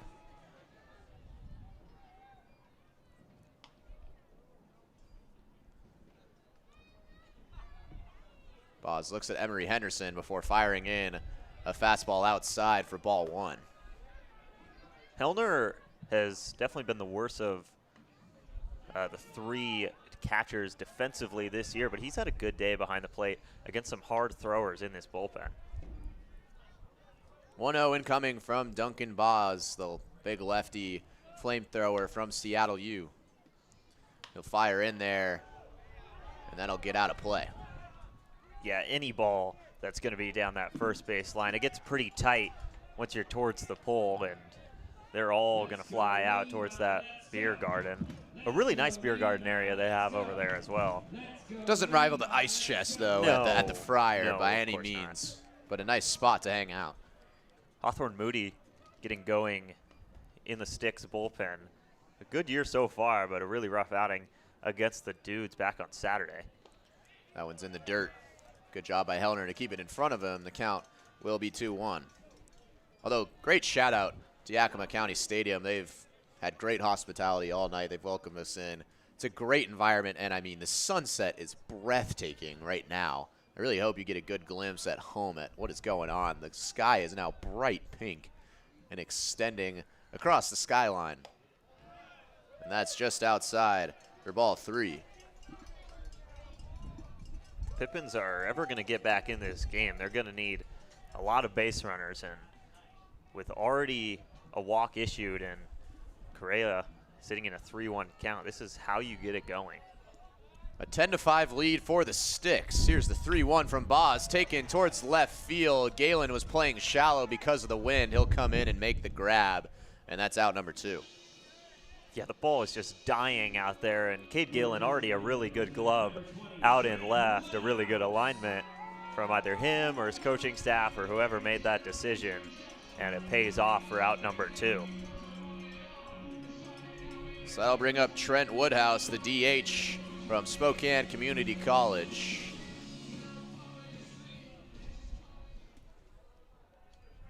Two gone here in the bottom of the 7th, the 10-5 lead for the Sticks. Boz fires in, almost hit Woodhouse, but's inside for ball 1. Woodhouse brought in a run earlier this game in a similar situation with a runner on second on a ball that just popped right up and over Eisenhut over at second base. Boz will step off. Behind 1-0 to Woodhouse, who struck out looking his last time up. A 10-5 lead here for the Sticks. Emory Henderson waiting at second. And Boz fooled Woodhouse there. That's strike 1, a 1-1 count. Yeah, Boz, that's down to 80 and skips off the plate into Hellner's glove, and Woodhouse obviously sitting on the number 1 right there. Like you said, he was just fooled. Count even at 1 apiece with 2 outs. That misses the corner for ball 2. So 2-1 count, 2 outs. Emery Henderson forced to walk and advanced on a fielder's choice. He's at second base. The Pippins haven't scored since that run back in the 5th. They're facing a 10-5 deficit here in the bottom of the 7th. Boz looks back, fires in, off speed, and Woodhouse once again fooled. He'll foul it back, and a 2-2 count. You can see the adjustment there, though, after waving and missing completely at that first off-speed offering. That time he's able to stay balanced a little more in the box and at least foul it off. 2-2 with 2 gone and a runner at second base for Duncan Boz, who has pitched phenomenally here in relief for the Sticks. He fires in. This one headed towards Alex Hamada, who recently came in for Eisenhut. He handles it, and that'll be out number 3. So Duncan Boz, another scoreless inning. The Sticks a 10-5 lead heading into the 8th inning, and my goodness, it is a beautiful night. Yeah, it really is. Let's see if we can't get you a shot over We're here. we're trying to give you guys a good view of what's going on here, because this is quite outstanding. No, this is just incredible. Sometimes you just have to take it all in, and Yakima is showing off right now. My goodness. Look at that shot. I mean, wow. And I don't even think that does it justice. This is unbelievable. Man. That might be the pinkest the sky has ever been. You can all rate my camera operator skills in the live chat. Hopefully I did a good job. Yeah, and we're working with a mobile camera, so it's a little hard to deal with, but yeah. We hope you guys got the full glimpse there, because we are a little bit speechless in the booth right now, but we're in the top of the 8th inning here in Yakima. The Sticks with a 10-5 lead over the Pippins. And it looks like Carl Moland Kavash, the big right-hander sitting at 6'6", will come out for another inning of work. He's done well in relief. The Sticks haven't scored since plating 3 in the top of the 5th, but 4 in the 2nd, 3 in the 4th, and 3 in the 5th, and they have a 10-5 lead. Yeah, and it's been a kind of just a up and down the lineup thing, and obviously 5 errors is really going to help the offensive output, but ever since Moland Kavash came in this game, it is kind of just silenced this Fish Sticks lineup. Is that a Trangmo relative there in the comments section? That's my brother. There we go. Hey, Waco, Texas, represent. Waco, Texas. Man, you know, we were just talking about Arizona State versus Baylor, huh? Yeah, we car ride here. We were. Go Bears. No. No. Moland Kavash fires in ball 1 to Evan Hellner. Bit surprised. We actually talked about there are no offensive substitutions so far. I mean, Hamada wasn't there for Eisenhut at second base, but Hellner will stay in for another at-bat here in the top of the 8th. We'll take a look at ball 2. You've got to assume Hamada will take Eisenhut's spot in the lineup. Hamada hitting 200 right now, but a guy that can really get on base with a good contact bat. So 1-0 count. Or 2-0, excuse me. This one's hit hard towards center field. That's going to be a lot of room for Tommy Lamb, and boy, he laid out to make the grab. And Hellner can do nothing but tip the cap. That is unbelievable. Oh, my goodness. Wow. Oh, my Lanta. What a play by Tommy Lamb. How about the day he's having? 3 for 4 at the plate. And just an unreal snag out in center field. Hellner puts a great charge in that ball, and it is trailing away from Tommy Lamb with the direction the wind's blowing left to right here at Yakima County Stadium. And that is full extension for out number 1. Wow. Man, he had to full-out sprint for that baseball. It was crushed by Hellner. He tipped the cap. There was some claps coming from the Sticks dugout as well. They just got a shout-out from the PA announcer. And that is about as deep of a fly-out as Hellner will get this season. Bartholomew will step in. He looked at ball 1. Moland Kavash will fire in. That'll be off the plate for ball 2. Excuse me, 1-1 count now to Hellner. So Mullen Kavash has done well, the third pitcher to come in for the Pippins today, but still a 10-5 lead for the Sticks as Bartholomew. The count is 2-1 now. We were correct. Or were we correct? Yeah, we were not, but I still can't get over that catch. Yeah, that catch was up. That was incredible. Bartholomew up the middle. This should be easy work for Levi Correa, and it is. Bartholomew nearly beat it out, but that's out number 2. Mullen Kavash has really put this Fish Sticks lineup in a lot of tough situations today, and obviously he's gotten a little more help from his defense than maybe Dan Bradley had earlier in this game, but Mullen Kavash, I mean, it's been what the Pippins have needed to get back in this game, and they just haven't had the run support to really make a comeback attempt yet. So that'll bring up Vaughn Lowe with the bases empty. The first 2 of the inning retired. Nice looking off speed. Runs in there for strike 1. Lowe struck out swinging back in the 6th, and again hit a towering fly ball with the bases loaded back in the 4th. That would have gotten out at the Friar, but the 30-mile-an-hour wind gusts kept it in the ballpark. He's way out ahead of strike 2.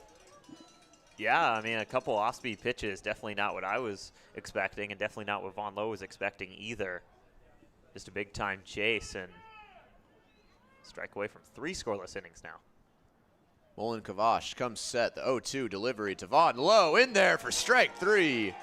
3 straight off-speed pitches, sits down Vaughn Lowe, but the Sticks still have a 10-5 lead. We're going to the bottom of the 8th here in Yakima. Wendy's went back to the kitchen to give our famous spicy chicken sandwich a total upgrade. More crunch, more flavor, with heat that just hits. Is this our best spicy chicken ever? Looks like a yes to me. Spicy chicken just got better at Wendy's. They always say, think happy thoughts. It's easy when you're a Wendy's Cookie Dough Frosty Fusion. I'm an instant dopamine hit. Get it? Dope-amine? Like cookie dough. I said like cookie dough! Happiness is a Cookie Dough Frosty Fusion at Wendy's. For over 15 years, As You Wish Electric has offered the comprehensive electrical solutions Seattle families trust. We are proud to announce that we can now also serve your plumbing, heating, and cooling needs. As we grow, we are committed to delivering the same knowledgeable and friendly experience that earned our spot as the region's top-rated electrical company.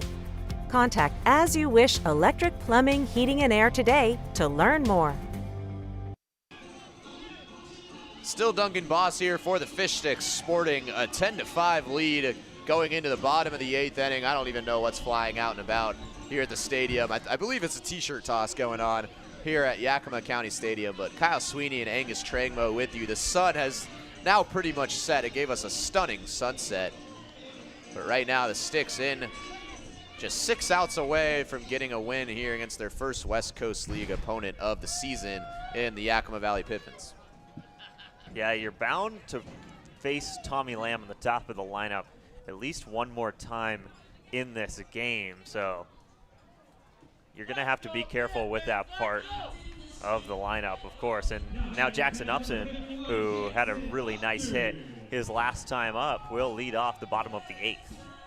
Yeah, Upton scored a run with that hit back in the 5th. He struck out swinging the previous 2 times he was up, so nice bounce back from Upton back in the 5th. He's been catching all game. And Boss delivers strike 1 on the inside corner to Upton. Upton, another Yakima Valley College guy, one of the many in this lineup for the Pippins. Looking to avoid their 2nd straight loss, but have a big uphill battle facing a 10-5 deficit. Swung on and fouled off. This Pippins team was going into the 8th down 13-1 yesterday and ended up losing that game 14-10. So they obviously are no stranger to making a late push. Just did it less than 24 hours ago. Another taco chant. We learned that when the Pippins score 5 runs, they get tacos. So shout out the info on that end. Again, great comfort we've had and great hospitality here at Yakima County Stadium. That one's low. 4-1, a 1-2 count now to Upton. Moody still getting hot over there in the Fish Sticks bullpen, but Boss has been really good and really no signs pointing to taking him out right now. Here's the 1-2 coming from Duncan Boss. Swung on and missed for strike 3, the third strikeout of the night for Upton, and Boss sits him down for the first out of the inning. Yeah, still just getting outs at a high rate, and you can see the Fish Sticks dugout looking out towards the bullpen, but I think they're going to stick with Duncan Boss right here. It is what's working right now. So Hawthorne Moody was up and rolling. Oh, now they're going to take him out. And here comes second time we've done that today. Yeah, the jinx. We're great at jinxes. I don't think we've had a pitching change jinx this year, but here we go. Here's the first time for everything. So Hawthorne Moody will come in looking to avenge a rough outing his last time out against the Dudes, but normally a very reliable arm for this Fish Stick roster. He'll come back, and Duncan Boss will receive a nice ovation from the bench after a great outing. Boss improves to 5 1/3 scoreless innings this season. Only needed 30 pitches to get through 6 outs today. K'd a couple batters, including the last one he faced in Upton, and no real hard contact, I'd say, against Duncan Boss today, even with his velocity. And now Hawthorne Moody will come in. 6.1 innings on the season. And again, just a crash and burn against the Dudes on Saturday. Gave up 4 runs in the 9th. Redmond ended up winning that one 10-6.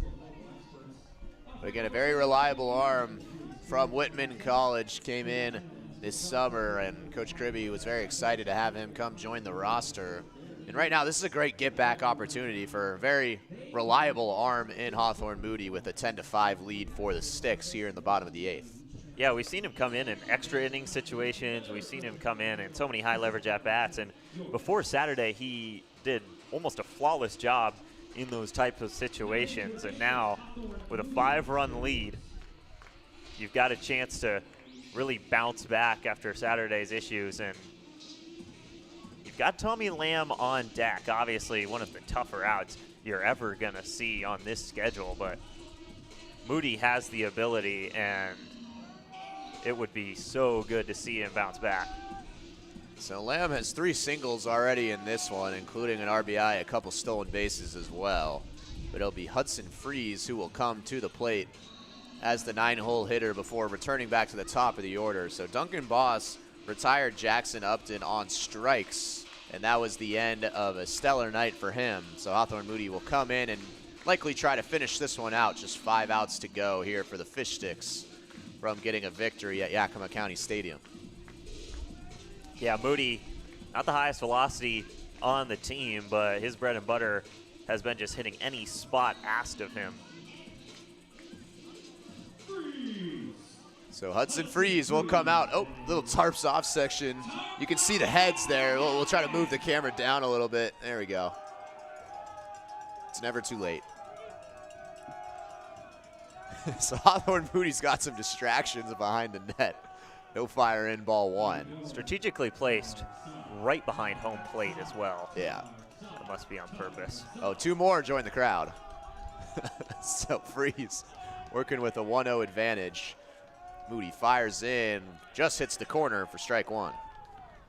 Yeah, I really like Moody's stuff when he's able to locate, and we've seen him deliver in so many big spots already this year. Not the biggest spot he'll pitch in this season, but a good opportunity nonetheless. Sticks sporting a 10-5 lead over the Pippins. 1 gone here in the bottom of the 8th, and now it's a 2-1 count to Hudson Freeze. I mean, there's no runners on in this situation, but Evan Hellner gets a glove out on that ball, and kind of just another instance where Hellner has just been a wall today, and with just an expansive backstop. I don't think I've ever seen a backstop as big as this at a stadium that isn't in Major League Baseball.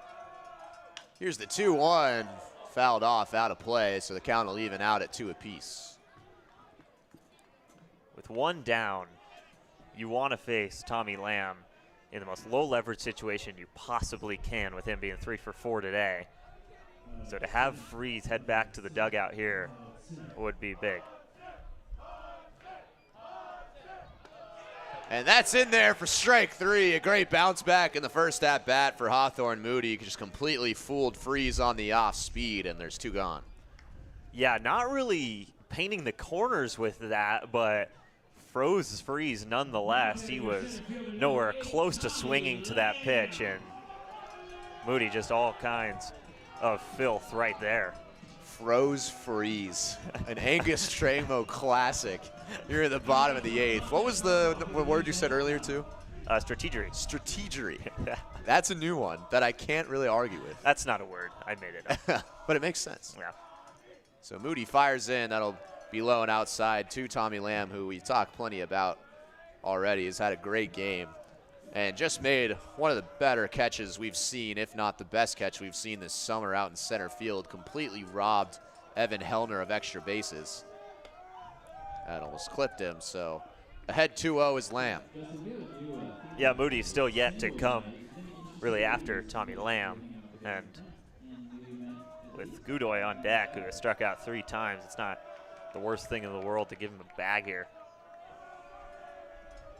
Here's the 2-0 from Moody, taken towards Hamada. That'll get through. The 4th hit of the night for Tommy Lamb. He has just had an outstanding outing. So he'll be on first with 2 away.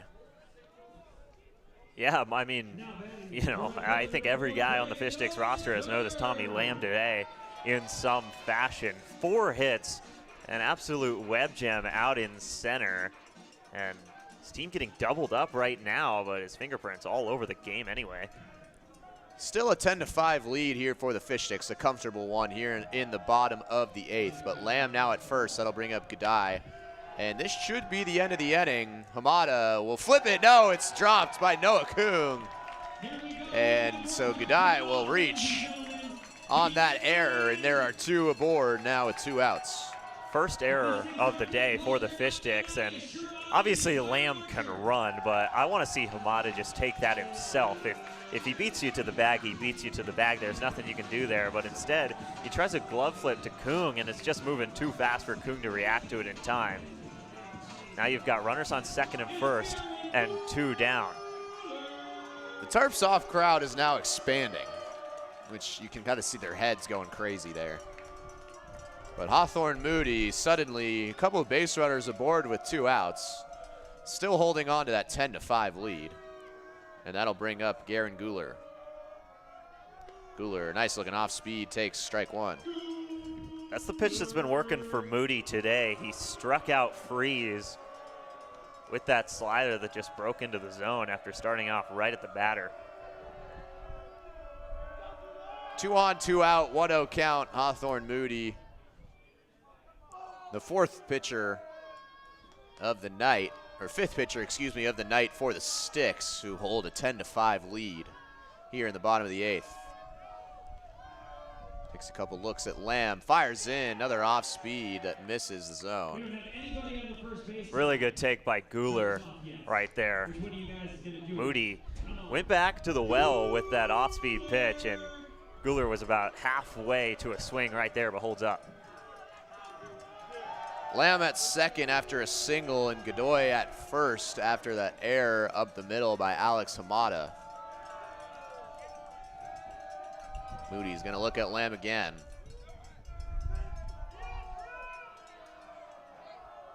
He's gonna deliver in, and I believe it was 0-2, so that'll be fouled off, and Guler will stay alive. It depends on what the call was on that check swing. It was a close call, but there was no appeal, so either it was a ball or the home plate umpire took matters into its own hands and called a strike. It looks like the count on the scoreboard is 0-2, but we've already had a few count confusions today here in Yakima.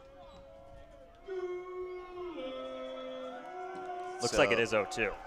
0-2 will stand. Guler getting the loud chants, the local Yakima kid, as he has all night.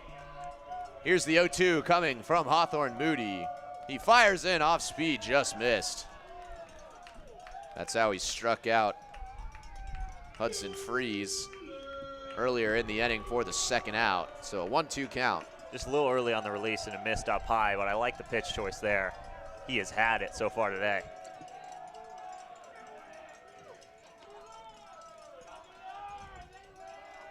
Couple of checks to second. The 1-2, this one's popped up. This one should be easy for Rylan Gullard. He's gonna battle the wind a little bit and come in and make the grab. So Hawthorne Moody comes away unscathed. And the Sticks, a 10-5 lead going into the 9th inning here in Yakima. Yeah, Moody gives up a hit to Lamb, who has been all over the stat sheet today, and then an error from Hamada moves him into scoring position, but a great bounce back in what has turned into an almost rowdy crowd here in Yakima for Hawthorne Moody. Now the Fish Sticks 3 outs away, but looking for some insurance. Yeah, there's a big crowd there. I guess you could call it courtside. There they are. And we've got a dancing security guard, too. He's making your way across the street. It is really just a good time here in Yakima. It's great. Saw a beautiful sunset.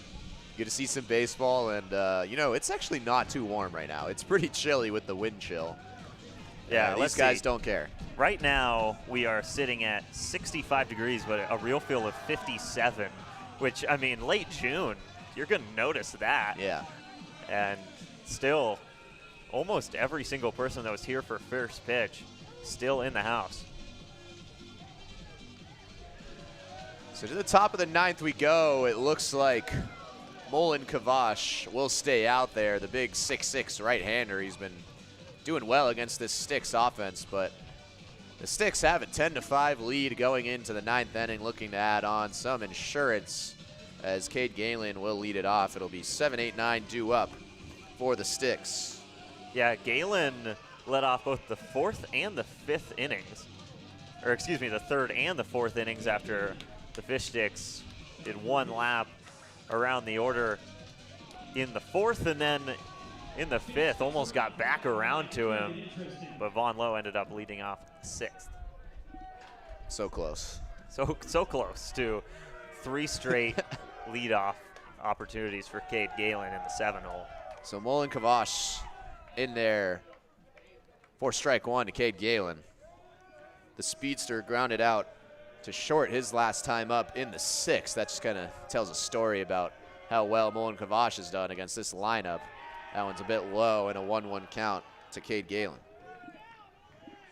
Galen has been really disciplined at the plate, and then obviously one of the better base runners on the team, so he kind of knows his value when he gets on base, and he does a really good job of just working his way over to first. That one misses a little bit. 2-1 count now to Galen. It'll be Alex Hamada and then Noah Kung due up next. Hamada, the only offensive substitution so far for the Sticks, kind of a rarity that we've seen this summer. Here's the 2-1. Galen takes this to left field. The wind's going to help the Pippins here. And that'll be out number 1. Goulard put on the brakes as the wind almost took that past him. And 1 down. So now our first look at Alex Hamada today at the plate, as Mark Lynn will report the substitution. Hamada hitting 200 this season, has drove in 3 runs. Super talented guy, though. He started 31 games as a freshman at that second base spot. Or no, Hamada is going to be taken out. It looks like Jackson Dule will come in for the first time today.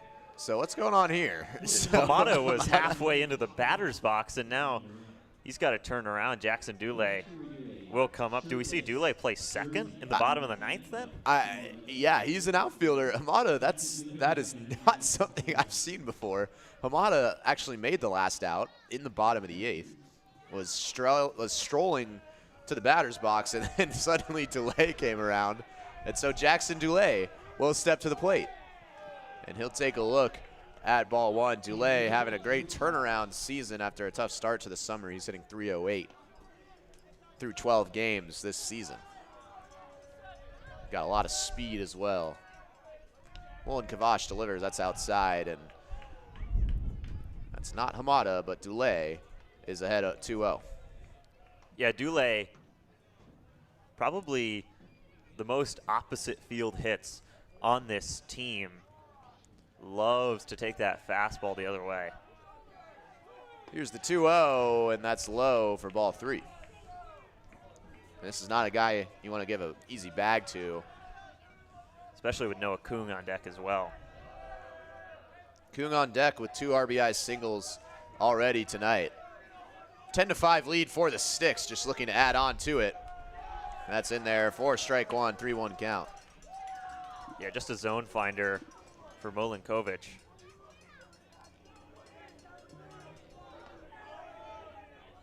Three-one count now with one gone here in the top of the ninth against Jackson Dulé, and he will take his base. So one aboard here in the ninth, a 5-run lead for the Sticks, and that'll bring up Noah Kung. Kung has been so good in recent games, and specifically today, already a couple runs driven in with base hits, and he has had a couple doubles in this stretch, but not trying to do too much and just finding ways through the infield more often than not. So up comes Kung, takes a look at ball one. First pitch he saw back in the 7th was a ground out to the shortstop. That was the first time he was retired on the night. A couple RBI singles back in the 4th and in the 5th.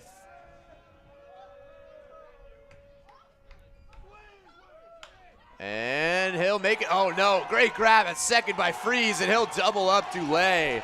Boy, that looked like a single off the bat, but Freeze is able to double him up. So to the bottom of the 9th we go, the Sticks still holding a 10-5 lead. Once upon a home, in a Seattle bungalow, the Huffs searched on Thumbtack to find their next pro. Now the job is all done, and the table is set. The hot dogs taste better on their fancy new deck. Start your home story on Thumbtack.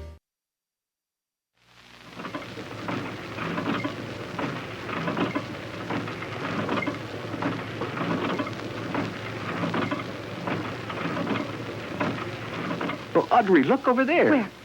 Oh, a whole herd of reindeer bears. Not herds, Audrey. Reindeers come in 6-packs. Oh. Wake up, Harley. Harley, look at the reindeers. Oh, they're just so fresh and friendly.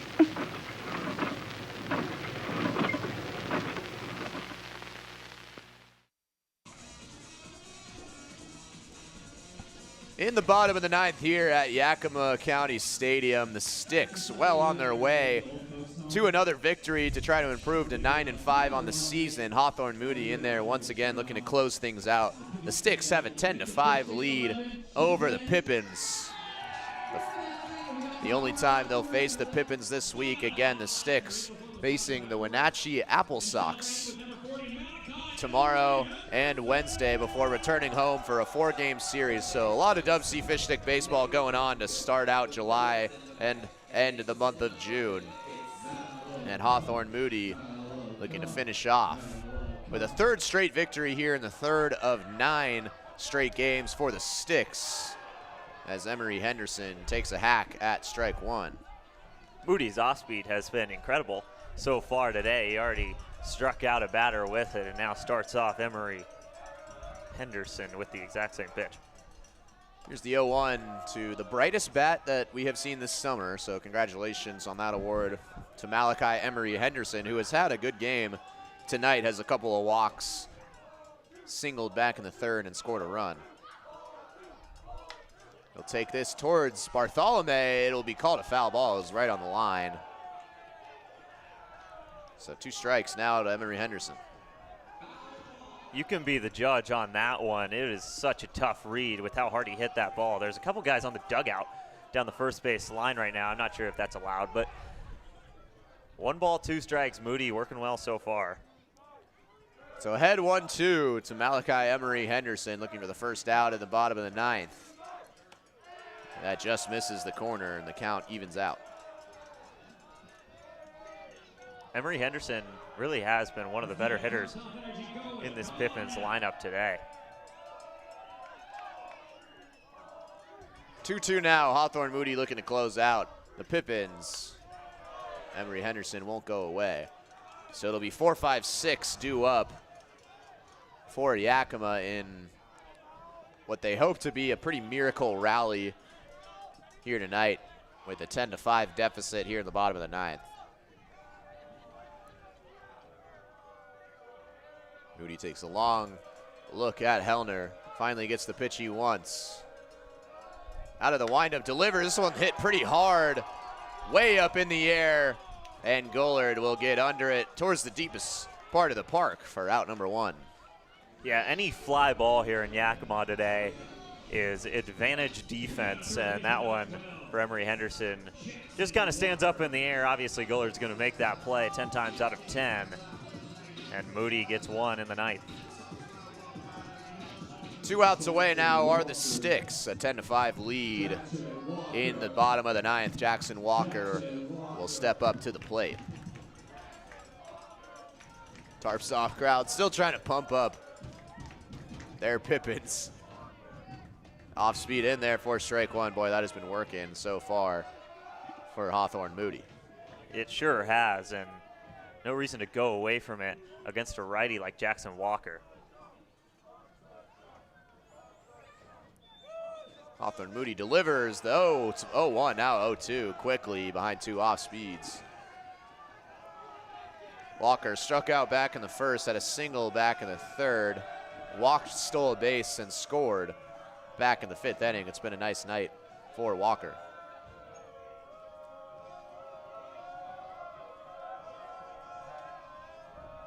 Here's the 0-2 from Moody outside for ball 1. Another nice play by Hellner on the outside half.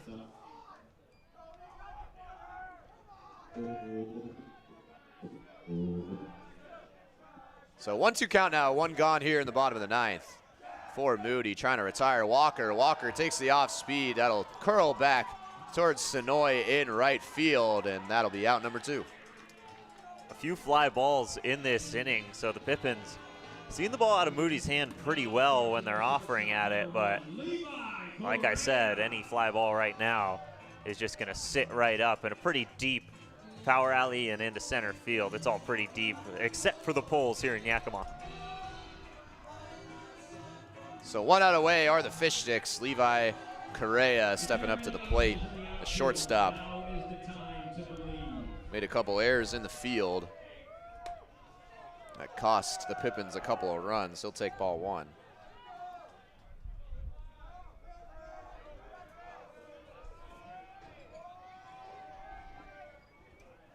One 0 count, 2 gone here for Hawthorne Moody. Nice bounce back performance here so far tonight. And a 1-1 count now after Correa fouls it back. This has been really nice from Hawthorne Moody. This is more of what we saw in their first 5 innings this season, where he just lives in the zone and puts his defense in position to make outs. That one just misses in the zone. 2-1 count with 2 gone for Moody. So the Sticks got it started with a 4-run second inning, then scored 3 runs in each of the 4th and the 5th. Haven't scored since then, but still holding a 10-5 lead. This one's popped up, and it'll go out of play. Evan Hellner was trying to look for the last out of the game. That'll bounce on the bleachers. Yeah, Moody, I mean, you're facing another righty in Correa, and that off speed, that was a fastball, and Correa was able to foul it off, but that off speed has just been the centerpiece, and probably going to go back to it here in 2-2. 2-2 count with 2 outs. Hawthorne Moody 1 strike away. He delivers. This one's chopped right towards Braden Bartholome, and that'll be the end of the game. The Sticks storm into Yakima and take a West Coast League victory over the Yakima Valley Pippins in a 10-5 victory. What a performance on both ends by the Sticks. Yeah, really good looks for this team. Wow, 10-5, 5 errors from the Pippins, and it only took 5 hits from the Sticks on the road, but a lot of good pitching performances, especially out of the bullpen. Duncan Boss and Hawthorne Moody in particular, and then a few hitters really contributing to the cause, and that is a great start to a 9-game stretch. They are 3-0 in the past 3 days.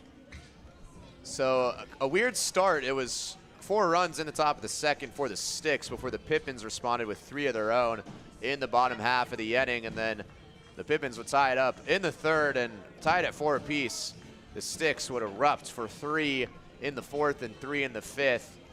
And then the only scoring since the 5th inning, or the top of the 5th, was in the bottom half of the inning for the Pippins. They put across 1 run, but no runs combined from the 6th through the 9th inning And the Sticks take the 10-5 victory. They celebrate out there in right field. And Angus, who is your stick of the game? I was torn between a couple guys, but I'm going to go with Noah Kung over Riley Sonoy today. 2 for 4 for Noah Kung, brings in a couple runs and then serves as a couple runs himself. And he has just been on a cosmic heater as of late, and he comes in. The Yakima today is no different for Noah Kung, but Riley Sonoy was also good in his own right. He deserves a mention, especially that big 2-run double back in the second inning. That really got the scoring started, but right now, the game 3 of a 9 straight game stretch for the Fish Sticks. They've won all 3. Tomorrow, they'll be in Wenatchee for the first of 2 games against the Apple Sox. We'll be there for both of them right here on the Fish Stick Network. But for Angus Trangwell, I'm Kyle Sweetie. Thank you so much for listening in, and we'll see you tomorrow.